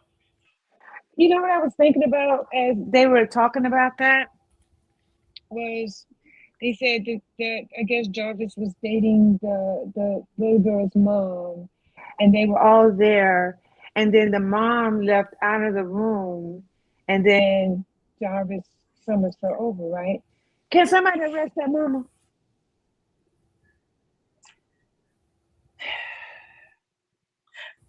I'll say this. I'm glad you brought that up because that you kind we kind of on the same level. Now you said earlier that Jarvis moved like a plug. How do we know that they weren't using their children as currency?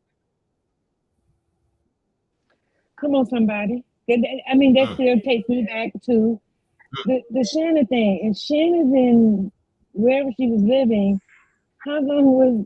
who was allowing Jarvis to come to the house in the basement with Nazaria? She didn't live there. I'm just saying, I mean, and this is gonna sound sick, but I mean it wouldn't be the first time that people use children as currency for a transaction. Exactly. So when it comes to this little girl, which that is sick to me, it reminds me of what movie was that? Tyler Perry made that movie. I don't know that. I can't Medea's remember. family reunion. Medea's family reunion. Right. And remember, she said what her mama did? Put her in the Yeah. bathtub. Remember that? Yeah. That's what that just reminded me of. I swear to God. Can they arrest that? Can somebody go arrest that mama? It all depends. I would be thinking it would all depend if they would really have to drill down and ask that child. And I mean, if she was 4 years old, how would she know? Exactly. All right, y'all heard from the defense. All right, let's listen to the prosecution work it. That's fine. Okay. Okay, so this is then with regard to the case ending in 24101. And sorry. Okay, and this is Lauren Butler, P88126 again. So first, to overview the facts from that case, I want to emphasize that this is only with regard to one of the two instances described. The complainant described two instances, but only one of them has been charged as first degree. And I am only arguing regarding that and that particular charge. So at the preliminary exam for that instance that was described, the testimony included wearing panties. So again, that is similar. She never described those being removed. She did not describe any instances of penetration and only described light touching while wearing panties. The prosecution had the burden at the exam of establishing evidence of every element, and that included penetration. And again, the case law is clear on this. In particular, the case I cited in my motion, People v. McNeese, while that is unpublished, is particularly relevant because it highlights this distinction where it needs to be more than just, it uses very similar language to that used at the exam here with this emphasis on touching the vagina, rubbing the vagina. That's not enough for penetration. And there was even a specified testimony about under the underwear and over. And yet, even with that fact, the court still held that this was not penetration. And that's similar to what we have here, this description of some degree of touching on that area, but that alone is not penetration. It also relies on published case law, People v. Payne. rubbing one hand, where it concludes that rubbing one hand over another vaginal area does not qualify as penetration. And I'd also like to address the response from the prosecution to this motion, because the argument they're making was not reflected in the preliminary exam testimony. Specifically, there was no testimony about inside the vagina. So while they're now arguing that that is possible, it's not the testimony we heard. We didn't hear this contrasting of the labia and the vagina. And this diagram that is now referenced in the motion was not used in the exam. So in conclusion, the prosecution did not meet the probable cause standard for first-degree criminal sexual conduct because there was no evidence of penetration, and fight over was not proper, specifically as to that charge. Thank you. All right, who's going to take the lead from the people? That's me, Judge. All right, very good. So I'll start with the first argument made by Mr. Riggins, the complaining witness there, whoever it's by just initials, PB. She testified specifically that he touched my private part where I use the bathroom with. When asked what comes out, he stated urine. I then asked, tell me about what part of him touches you there. She states his hand. And what does he do? What does his hand do when he touches you there? He states he rubs my private part with his hands. I then clarified, is this on the top part of that? And he interjected, said the bottom.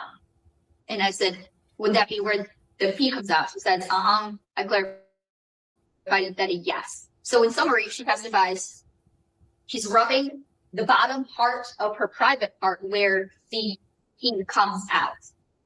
Your Honor, in a motion to quash, the highest deference to the reviewing magistrate in this case, it requires an abuse of discretion, which is most deference to the district court. Penetration requires any sort of intrusion, however slight.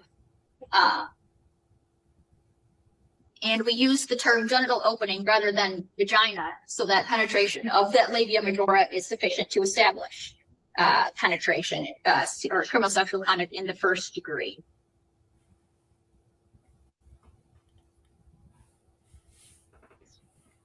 Here, the complaining witness testified that the defendant rubbed her on her bottom part where the pee comes out. When we think about basic anatomy, we know that pee or urine for women comes through the urethral opening. There's a lot of, biological anatomy down there, but we know that the urethral opening is an internal structure that's beyond both the labia majora and the labia minora. So when this complaining witness testifies that he rubbed her bottom part where the pee comes out, she's referring to an internal structure, thereby penetration. The examining magistrate also found that, and said in her ruling, that for a woman to urinate, it's not on the outside of her labia. That's an internal, that would be beyond that. And so she found that it was a question of that. I don't believe that there's any abuse of discretion by that. And I believe that there's satisfactory testimony, at least to a probable cause standard for that count. All right. Before I let you want me to go on to the next one? Please. Okay. All right, let me let it right out. In the second case, extremely similar. This one is specifically, this complaining witness starts off by saying, you know how somebody would play with you in your sleep, like you would feel them in your ear, like this or something. We don't have what she was demonstrating, this is playing with her ear. He was doing that to my vagina when I woke up and I was crying. I stated, all right, when you wake up to feeling something? She said, yes. I asked, where do you feel something at? She says, at my vagina. And I said, what do you feel at your vagina? I said, I feel like somebody playing with me. I don't know, like somebody's trying to touch you but not wake you up while he's touching you. And I said, what part of him is touching him? I'm touching you. She said, he's using his hands. She later confronted the defendant about it. He's asked her why I was acting so weird towards him. She said, you don't remember what you did to me? The defendant, looked me dead in the face and said, I don't remember doing that, but if I did do it, then I'm sorry. Again, the reviewing standard is abuse of discretion. And here, similarly, she testified that she felt the defendant at her vagina, that she felt the defendant playing with her, using his hand at her vagina. It's more than just mere contact, mere brushing against the vagina, or just merely touching on top of it. It's an intentional act at her vagina. By stating she felt the defendant's hand at her vagina, she's testifying to penetration. She did not state that she felt his on or over her vagina, but rather at her vagina. Again, we look at basic anatomy, Judge. The vaginal opening is beyond both beyond or inside both the labia majora and the labia minora. And so because sexual penetration is defined as the labia majora and beyond, the vaginal opening is beyond both the labia majora and minora. And so by stating that she felt the defendant's hands at her vagina playing with her, she testified to penetration. And I believe that there is satisfactory testimony on the record to satisfy that to the probable cause standard, which is, again, probable cause standard is the lowest standard and abuse of discretion is the highest deference to the examining magistrate. And I believe that they both create questions of that. All right, now that was the prosecution. I believe the prosecution gave an excellent argument, but I'm gonna let Nikki Lynn, Tan, and Mel come in, and then I'm gonna come back to the judge's ruling. Come on in, Nikki. Hey, Shank, Rock Squad, everybody on the panel, Mel, Tan. So I came in, hi guys, I came in at a good part, Shank, because I came in and I heard you saying something to the extent of his defense you thought was, going at it good. I'm not, repeating what you said verbatim. And I'm thinking that a lot of things I've heard, and I'm not talking about one person specifically, I'm talking about a few different demonstrations, a few different chats and things I've heard. So I just kind of wanted to make this distinction, and I wanted to point out just a few things if everybody will hear me out. I don't think I'm going to get everybody to agree with me, but I kind of want y'all to understand something. First of all, this was the preliminary. In the preliminary, the prosecution had to argue why they thought Jarvis should be charged with these particular offenses. They had to present the judge with enough evidence to move forward on charging him. This is not a trial. Therefore, his defense, Shank, only had to refute what the prosecution put forward. That's it. They did not have to go into any great detail. Go ahead. Let me just slide in. I was making my point as far as when Mel was speaking on the defense was winning, and as I was saying, let me come to part of the hearing where the defense, in my opinion, was winning. Right. Because when I first and heard, I don't want it. Go ahead. I'm sorry. Yeah. When I first heard it, I was like, "Damn, the defense nailed it." But then when the prosecution came, when she came, then I was like, "Oh hell no!" Even before the judge gave his ruling, I went from the defense winning to the prosecution winning once I heard her. So I wasn't agreeing and saying that the defense won this. I was saying that the prosecution had won. But come on back in, Nikki. And so that's what I want to say. I don't want it to seem as if I'm coming at what you said or what anybody said. What I'm saying is what I'm hearing over the course of a lot of different demonstrations. I'm kind of wrapping it all into one. And I just happened to come in on that point that you were making. So I'm not necessarily refuting what you're saying. What I'm saying is this. The defense only had to refute during that preliminary what the prosecution was putting forth. That's it. They don't have to go into anything else. And then I want to make it clear that the prosecution was only presenting enough evidence to show the judge, look, we got enough to charge this mother What? But everybody who's saying, I don't think they have enough to convict him of a red rum. I don't think they have enough to try him for this or to try him that. I just want to make clear we haven't heard that evidence. That hasn't come forth yet. All we're hearing was information that was presented in a preliminary. This is not the trial. We don't know what other evidence they have. Now let me slide in because I forget. Now you're disagreeing with what I'm saying. We do have the evidence when it comes to the red rum, because you got to remember now, there's the such thing as called the motion of discovery.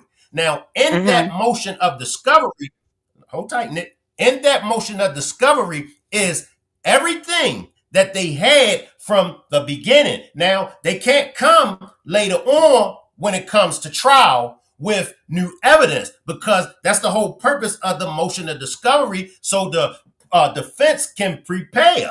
Now, they gave up all the evidence that they got for that red rum, but come on.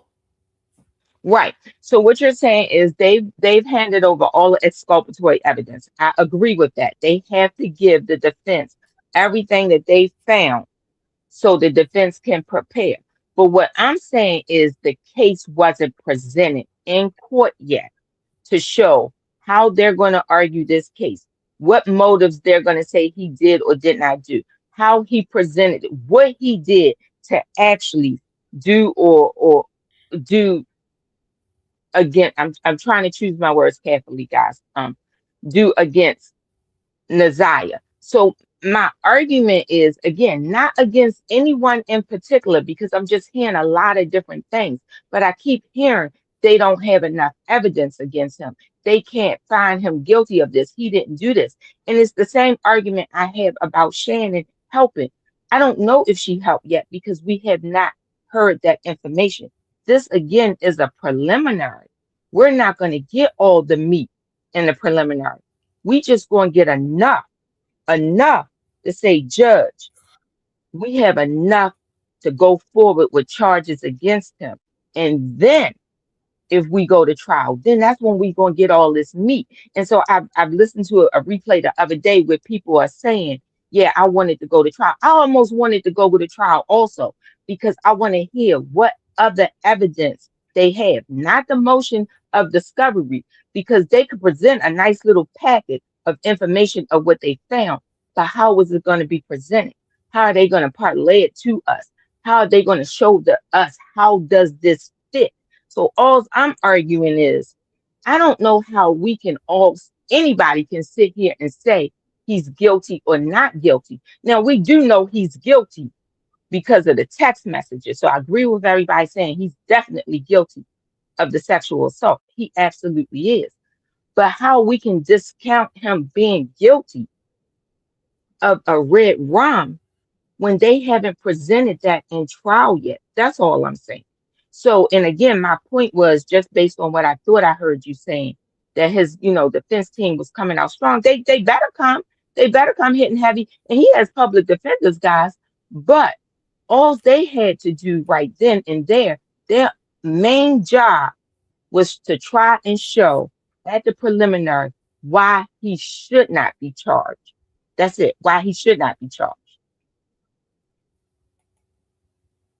Mel or Tan? Come on, Tan. I agree with that. I agree with Nikki said. Is it Nick? Is it Nikki? I'm sorry. Yes. Is it Nikki? Lynn. Okay, Yes, I'm sorry. yes. Okay, I'm sorry. I agree with everything you said. In terms of it was just a prelim. In terms of they didn't, show everything. Now, as far as the evidence is concerned, they could have just had the people, the witnesses, just read certain things, but that doesn't mean that all of the evidence wasn't presented. It just means that they wanted them to read certain things out of the evidence that they've already presented to save some of that for the actual trial itself. But I'm still going back to what I said earlier. The CPS. I still want to. I want to hear the testimony from the CPS people. I don't think we've heard all of that, and I also want to see some more of those text messages, because if they had the messages from Jarvis and Naziah, I know they have more messages in between Shannon and Jarvis. And if they have Jarvis's phone, I know they have messages in between him and whomever he had been talking to the whole time before, during, and after Nazia's disappearance. Now let me slide in, and I ain't forgot you, Mel. Let me slide in. Okay. Now, we do have evidence. Well, where's the evidence at, Shank Rock? Kim Worthy. That's why we be riding Kim Worthy the way we be riding Kim Worthy. Now, somebody say, but Shank, you know, Kim Worthy said this and Kim Worthy said that, but you know, she don't gotta use that in, you know, the court of law. No, the prosecution don't gotta say nothing. However, the defense, in the motion of discovery, this is what I know for a fact that's in that motion of discovery. Everything that Kim Worthy had to say about this case. Well, what are you talking about, Shank? I said this in the beginning of the demonstration. Kim Worthy said this, and this ain't Shank's words. Kim Worthy said, there will be more arrests. Yes or no? Kim Worthy also said there will be no more arrests. Okay, well, what are we doing here? You don't get to pick and choose just because you're the prosecution. You don't get to pick and choose when it comes time for trial. Okay, well, what I'd say about the demonstration the last time, the salt. Well, y'all remember the salt commercial? Oh, that's the other S. We don't use that. We throw it. No. What Kim Worthy had to say is in that motion of discovery. She said a lot. So what I'll do on the next demonstration, we're going to recap Kim Worthy's conference. She said a lot in that conference. A lot. Once again, I don't mean to speak on Kim Worthy because some of her family members are in my chat.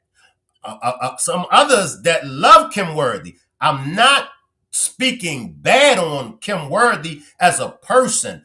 I'm only speaking on the job that Kim Worthy done in the Naziah Harris case. That's all I'm saying. She gave us, what else did she give us? Was it the video footage that they don't got? Also, she made this statement. Listen to the statement.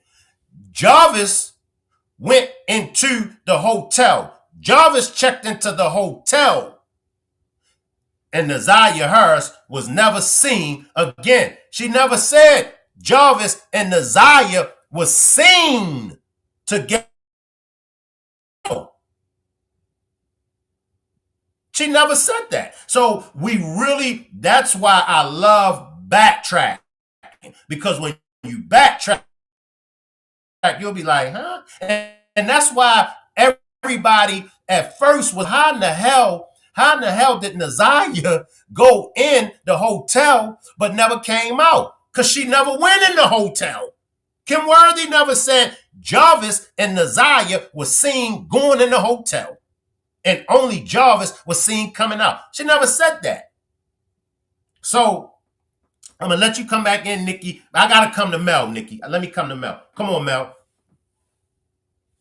Well, okay. Before I let you come in, Mel, and hold up, Mel. Hold, Mel. I thought we was going to get through this demonstration without me having to punish the chat, but thank Lady for me putting the chat on punishment with her funky ass. Come on, Mel. Come on. Okay, yeah. So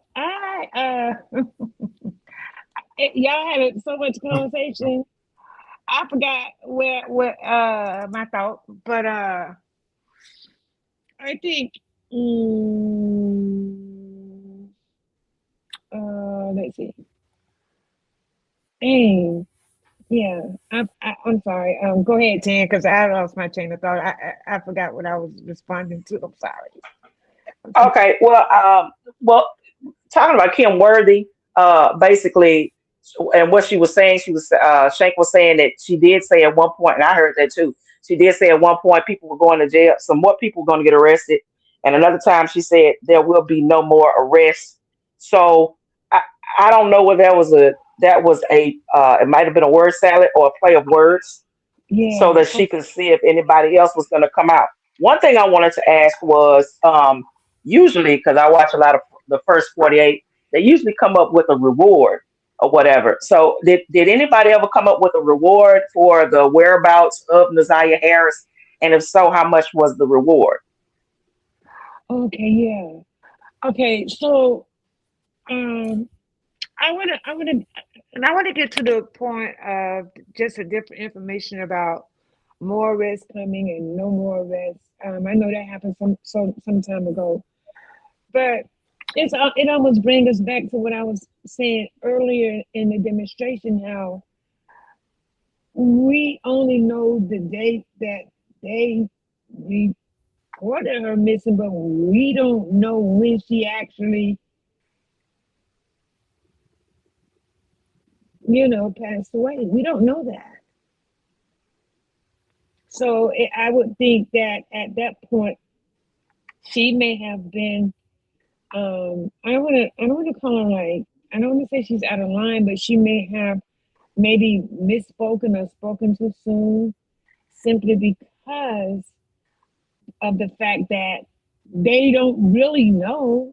They just say, okay, the last day she was seen. So they say, well, this is the last day she was seen. We assume that this is the day that she passed away. Go ahead. Let me just slide in, Mel. Are we speaking of Kim Worthy? Yeah, I'm going back. I'm going Okay. into. So And then let me just say this, Mel. This is probably going to be the nail in the coffin when it comes to Kim Worthy. Kim Worthy has a track record of sending innocent black men to prison for a long time. I'm gonna give y'all a complete breakdown on Kim Worthy on the next demonstration. She has a mean track record of sending innocent black men to prison. Come on, Mel. okay, so again, that's what I'm saying. When I took it back to the first, like when they really can't determine the day that she actually passed away, so you can't make a solid statement by saying there's not going to be any more arrests, even based off the information that you had in the prelim that allowed the trial to go forward, simply because that was the last day she was seen. But what day was her actual demise? What day But was that? okay, go ahead. So yeah, Nick, you got to stay muted until it's your turn. I'm just being. Go ahead. But She got you, Nick. She got you, She Nikki. did. Come She did. on. Go ahead now, damn it. Go ahead. But so I would say that, so it would be hard to make that determination because, I mean, I watched a lot of Perry Mason in my years, and they would have that person on the stand, and by the time they ask a few questions, it's like, no, it wasn't him, it was her.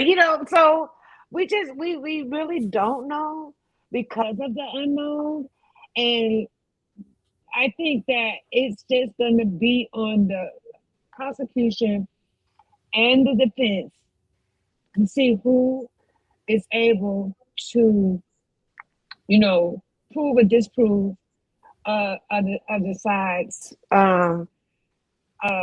Before now, I know when I was watching another preliminary hearing the other day, what I saw, because she's like the DA, but she's not actually trying the case.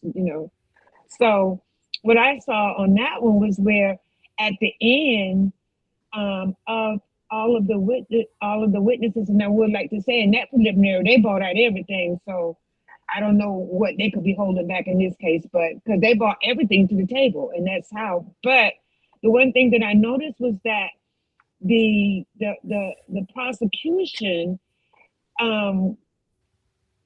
put before the court to leave the window open for him to add additional charges. You know what I'm saying? He didn't necessarily say, charging additional people, just adding additional charges and upping some of the charges that they already charged. So that didn't come out at the end of this preliminary, I don't think, because I don't know. But that's where I am right now. And because we, was listening to that, even in preliminary, just listen off the defense and the questions that they ask. After the prosecution on each of the witnesses that they questioned, I really, really feel like the prosecution was strong, but I really, really felt like the defense was really, really able, in my opinion, to really, really, what is it called, Shane? Refute. No. The defense was really able to put reasonable doubt. That's what I want to call reasonable doubt, just by the questions that they asked and the responses that they gave.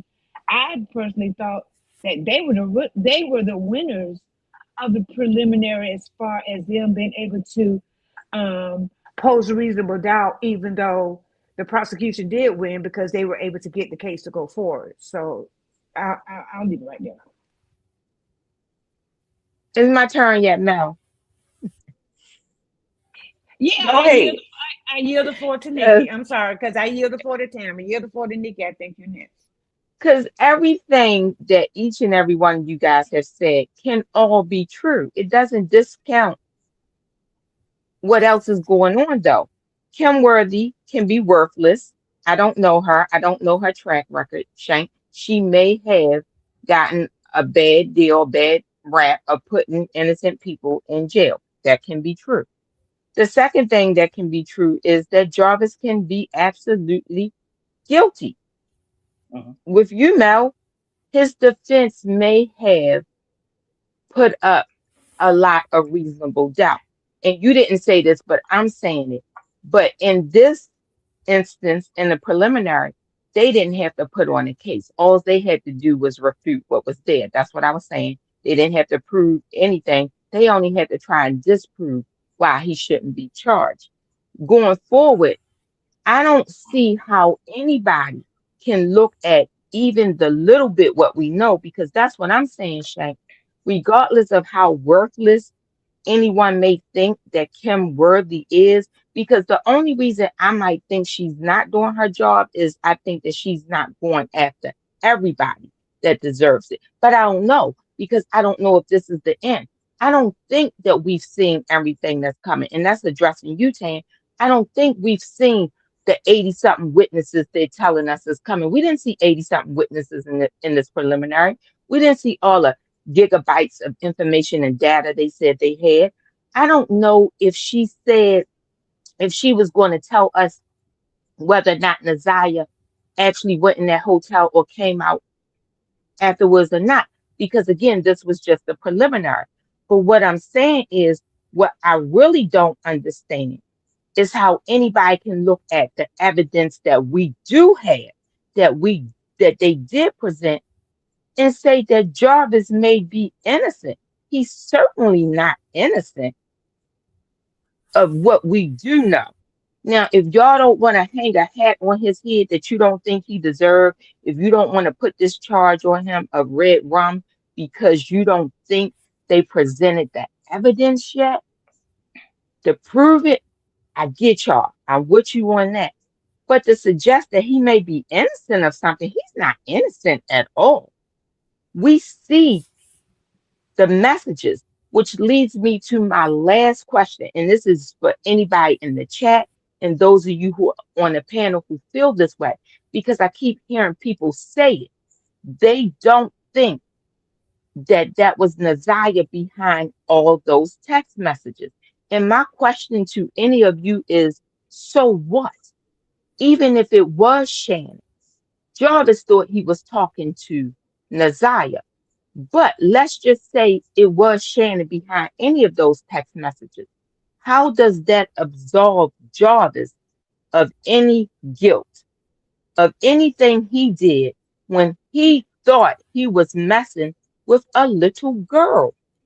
Even if it was Shannon and she was jealous and she resented her niece and all that, how does that remove Jarvis's culpability? And this is for Stay any right of there. you guys in the chat to answer. Stay, Go ahead. stay right there. I'm gonna let you answer it, Tan, but just let me say my reasoning for pointing out that it's a strong possibility that Shannon sent some of those messages. That was me establishing uh, uh, Shannon's motive, because when it got to the part of what would make Shannon Red Rum Naziah, what motive would she had? That's what I was going over the text messages about, as far as Shannon probably sent some of these. So what I'm saying is, if Shannon is responsible for sending some of those text messages, then the jealousy, the animosity, things that over time builded up in Shannon to have Shannon motive to Red Rum Naziah. That's what my part of going over those Oh, messages. Come okay. on, I that get tag. it, Shannon. I get it. Let me just say I Yeah. get what you're saying now, because I didn't get that at first. I thought y'all was trying to absolve Jarvis of his guilt. But what you're actually saying is it helps implicate Shannon in the motive. I got you. Okay. Yeah, now let me say this. That's from me. Now I'm gonna let Tan speak, because Tan might have a whole nother different perspective. Come on, Tan. Okay, so as far as and I don't know, somebody down in the chat may know. I know we haven't heard, like Nikki has been saying, we haven't heard everything. That was just preliminary. And I've been telling people this. I've been telling my clients that we've been watching the case like crazy on TV. And I said that the preliminary is like this. That court case, that trial case is gonna be hell. This case really hits hard to me because I used to be I used to teach. I used to be a public school teacher, and of all the grades I could teach, I started out teaching sixth grade. And I had a child. I'm not gonna say who she is. She's in her 30s now, but it was discovered that her mother's boyfriend had committed crimes against her. I'll put it like that. And he actually went to prison. And when he got out, guess who took him back? Her mom took him back. And she was just, acting out and things like that. I also had another child that was 14. And guess what? Her man was 42. Now, I don't know how Shannon was saying that, oh, it was just like a normal uncle niece relationship. That's a bold faced lie. Those children that I had that I taught, you could tell a difference in between those children and very innocent children who hadn't been exposed to any of that abuse. You could tell the difference. So if she's saying she couldn't tell the difference, she's lying. But I'm going back to Kim Worthy. She also said that they were no longer looking for a missing person. I don't know if y'all remember that, but she did say that we are no longer looking for a missing person. So I don't know exactly what she has in her trick bag to give her evidence that that's happening. We heard Roxy last night saying they tried to point them in one direction and then they tried to go in another direction. So it's no telling what all they have.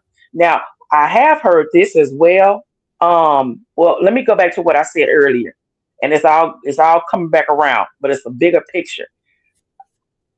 I still haven't heard anybody say for certain that there was some type of a reward for information on Naziah's whereabouts. I haven't heard that. It wasn't a reward. It wasn't a reward. Okay, and somebody was saying that the family has to put the reward out, but I'm not sure. I don't know how that works. But the other part that sticks out in my head, and this was done on another influencer's page, Toot. It was Toot. Shout out to Toot. She was talking about Frank, whoever this was, who managed these car repair shops, and he at one point was also caught up in some misdoings with some underage children. And so that theory was that this may be child trafficking. And I'm thinking that the thing that would really, really drive it home for Kim Worthy is if she could like bust this whole thing wide open, and this was just the tip of the iceberg.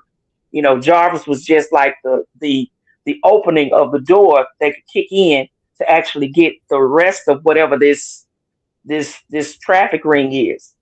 So, however worthless, quote unquote, she's been in the past, this would definitely put a star in her crown in terms of her career is concerned. And a lot of times, at this point, you could only get so much justice for Naziah. But, you know, in terms of your resume, if you're able to shut down a child trafficking ring, you know, something good came out of it. I have this question, though, and I'm going to give it over to you guys. Now, from what I understand, when Shannon and Annette were supposed to have a press conference, I think I heard, and I may be wrong, that they were like forced to give that press conference. It was like either they were going to give the press conference or they were going to go to jail. Did anybody hear that? Is that true? Or maybe I just heard that. I've heard it. Okay. Because I saw it. It was pathetic. Annette was just, a witch with a broom she is. I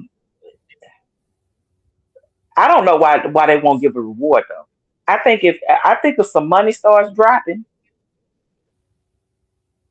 it's gonna be some loose lips. And I know you want to come in about the reward. Go ahead.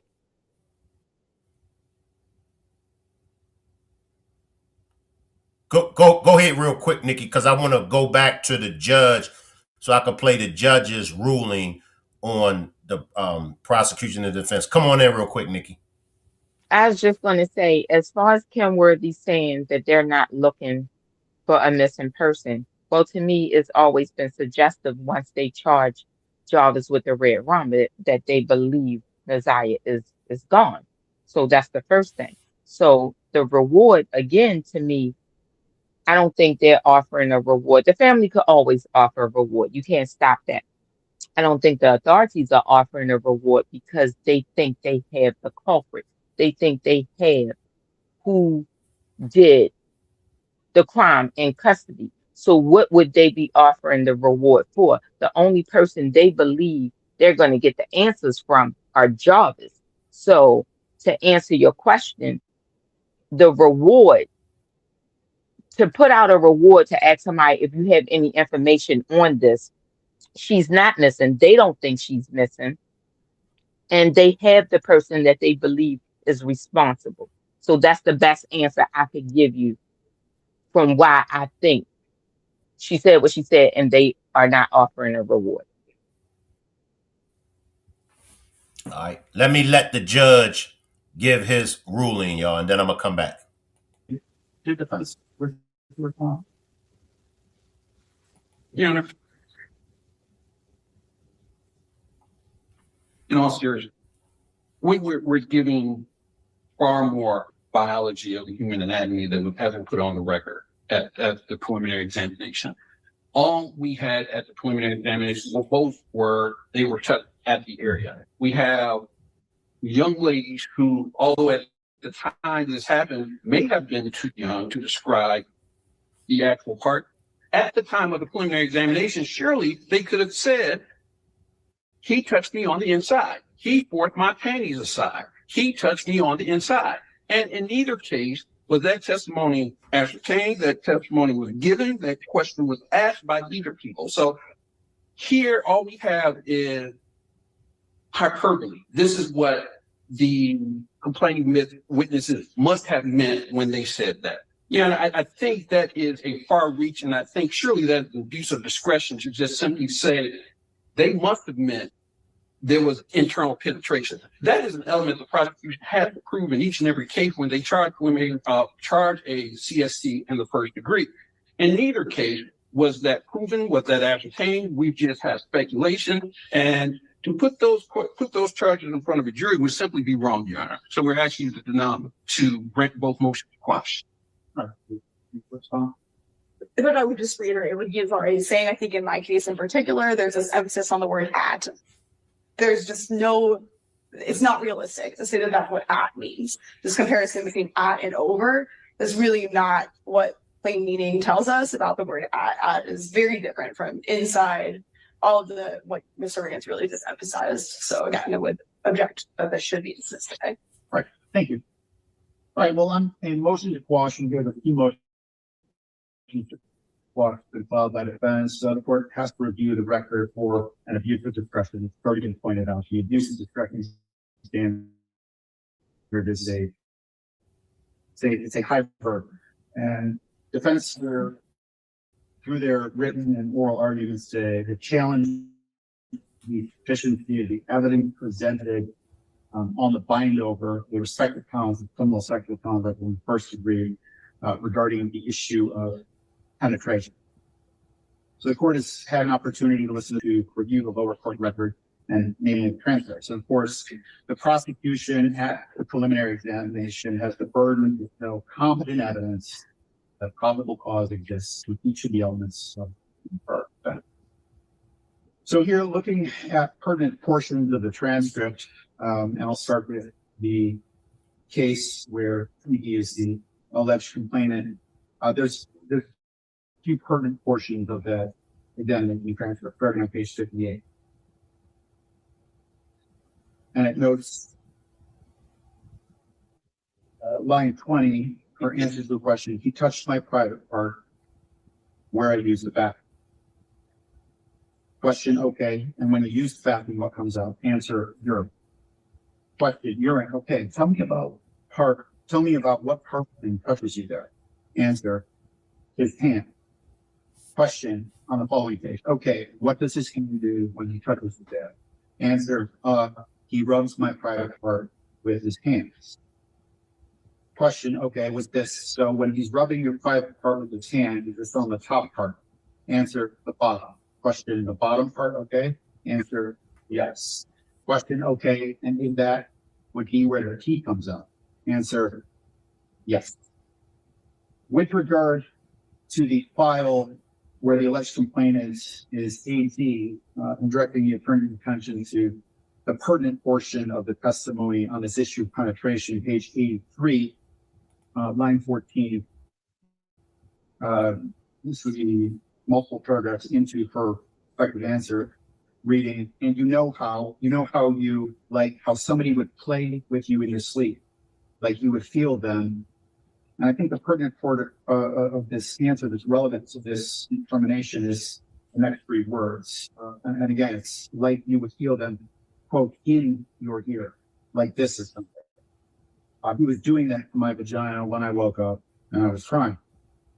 Moving to the next page, page 84. Question, okay, where were you sleeping? Answer, I was sleeping in the bed with him. Question, you were sleeping in the bed with your dad? Answer, yes. Moving to page 85, line 8. Question, all right, and when you wake up, kind of wake up to feeling something? Answer, yes. And where do you feel something at? Answer, my vagina. Question, what is it that you feel at your vagina? Answer, I feel like somebody playing, like, I don't know, like somebody like trying to touch you, but trying not to wake you up while you're touching. Question, okay, do you know what part of him he is using to touch you? Answer, he's using his hands.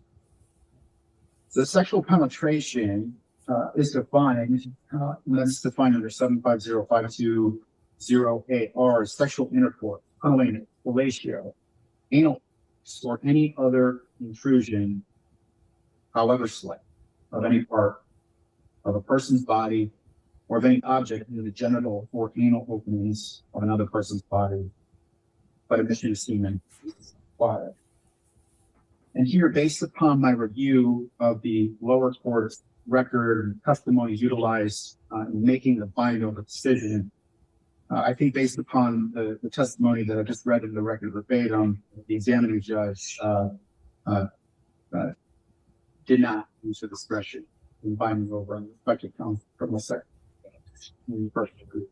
I think there was sufficient evidence presented on each of the elements, and specifically the element of penetration in both files. Bind over, and attorney can respectfully deny that. So basically, it didn't go well for Jarvis and his defense team. They were trying to get it thrown out, but the prosecution argued, in my opinion, a hell of a case. So the judge refused not to throw the inappropriate touching out. I'm going to give everybody their last words, and then we're going to get out of here. Any last words, Nikki Lynn? No last words. Thanks for letting me hit the panel. As always, appreciate you, Shank and the Rock Squad. I appreciate you, Nikki. Mel, any last words? Last words. Even though this is a really sad case for me, I appreciate the dialect, the context, and then sometimes to go back. I guess we're already anxious for the trial, and hopefully something good comes out of it. And it was a pleasure to see your face, Tan. I always see you in the chat. But again, it was great sharing the spot with you and Nikki, and you too, Shank. Later. Appreciate you, Mel. Take us home, Tan. I leave you for last because this is your second time up here. So Nikki and Mel, they stay up here. Any last words, Tan? Very simply, shout out to you, Shank Rock. Shout out to the squad. Shout out to Miss Parker and the riders. Shout out to Toots and her wife. They just had a good time. Very simple. Keep being. I hope that I thank you guys for being advocates for Naziah. You guys being the people that other future Naziahs will need in their lives, advocating for them, especially little Black girls who think that they're unnoticed. And I'm gonna keep watching your channel, Shank, and I'll keep dialing in. But at the same time, I'm ready to get the show on the road with this trial on February 23rd. I'm ready. And on that note, love and peace, y'all. All right. All right. Love and peace, Pat. Appreciate you, Tan. Make sure y'all subscribe to Nikki Lynn. Nikki Lynn was up here. Make sure y'all subscribe to Miss Parker. Make sure y'all subscribe to Juanita. They are Rock Squad owned. I know Miss Parker like to claim riders, and she is a rider.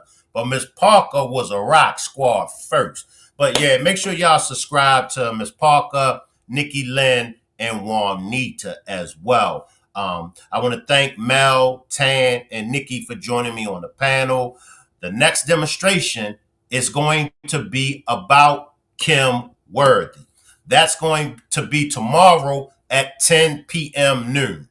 So if you want to know all about Kim Worthy, pull up on me tomorrow at 10 p.m. Salute everybody. I will leave the chat running, and you all can hang around. And make sure y'all hashtag justice for Naziah Harris, as well as put some purple hearts and pink hearts in the chat. Salute everybody. First of all, successful relationship is probably subjective. So it depends on, what each couple is looking for out of a relationship, whether it be a financial one. Are you talking successful in, how far you go business-wise? Are you talking successful in how many kids we have or how big our house gets? Some people may be, fine just living in an apartment.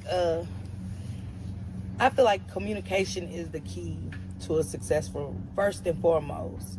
From growing up, my father was always the provider. My mother was the homemaker. And so, like Brian was saying, time has changed to where I feel like I had to do a demonstration on, is it 50-50? Should it even be a number versus why don't we just help each other? That she should respect that, because it's really hard for a man to tap into his emotions, and when he showed that to his woman, she should respect that. I agree. Communication, definitely communication, because I feel like that's a partnership. Not only when y'all come into union as a marriage, like when a man and a woman come into union as with a marriage, not only y'all building up a legacy, y'all building a family. And lightweight, even though it's not a business, y'all coming into union, y'all money coming into union, so now the household is now generating income, and it's now a business. So that's one of my deal breakers. You got to be able to communicate. You have to be emotional available for me, because and you asked this question. I have learned that from not being able to be emotionally free in my relationship, right? I will suppress some things, and that cause me to react to others and in my life in a different way. You know what I mean? So yeah, I'm gonna need to come home and be able to vent to you without being called a sucker or softy and all that, because I'm human too, right? So I need somebody that's gonna be. No, you don't have to call them. We don't have to have sex every time. But listen, I need you to be there emotionally for me. You know what I mean? I need to be able to vent to you, and you not look down on me for being human. Right. Yeah. You know what I'm saying? And I'm talking this coming from a man. You know what I mean? And I'm every bits and parts of a man.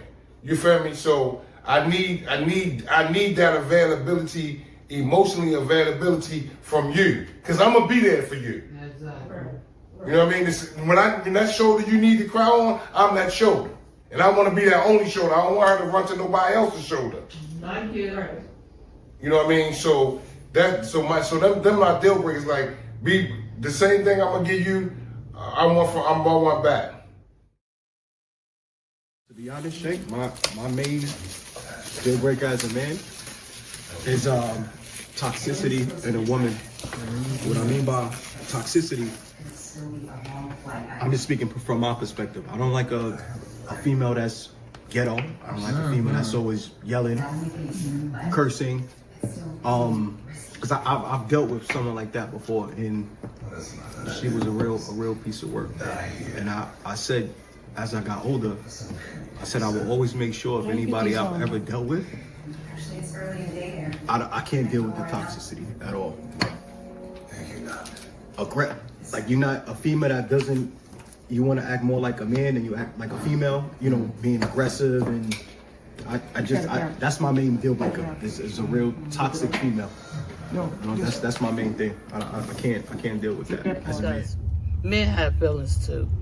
And I see in some of our communities, men don't get to share their feelings and everything because they always getting shot down. And this caused some destructions in the relationship, because if he can't honestly share with his woman how he feel, what you think that's gonna be like? You know, if I can share my feelings and my opinion, he should have the same right to do the same, because it's a union. Once you come together as a union, it's nothing off the table. I agree. You know what I'm saying? As far as a woman, you know, helping that man, because that's what she is, a helpmate. When I'm strong, if he weak, I'm going to be his strength. If he weak, I'm gonna be his strength. I'm going to pull where it's necessary to pull that, to keep our relationship together, to keep it whole, to keep it going. If you have a husband and he's a millionaire and say, baby, I don't want you to work, I'm fine with that. I'm fine with that. But in our communities, not saying that we don't have black millionaires, because we do, but in a normal setting, these days, it takes two incomes. No boy. It takes two incomes, but the respect level. Me and my husband never went to bed mad, because you're going to wake up mad. If you don't try to figure out, well, he said this, Okay, explain to me why you feel that way. And I'm going to explain why I feel that way. And then the whole C word, compromise. Compromise. But you got to love yourself. You got to love your mate. Did we argue? Everybody argues. But it's how you get back together to be on that standard. I love you. We're going to make this work. Whatever it is, we're going to make it work.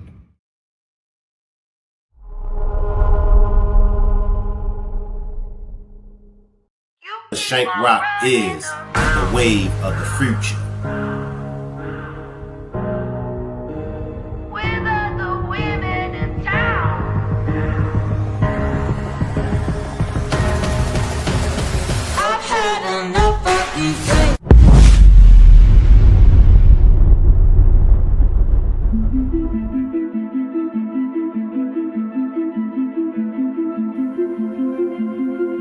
The diagrams that I have up, where did this go wrong at? Remember, we didn't know this happened to her. Oh. That's how they figured out she was pregnant. Around 3 o'clock that morning, I got random text messages and it was just pictures of her and the other little girl. I thought it was strange.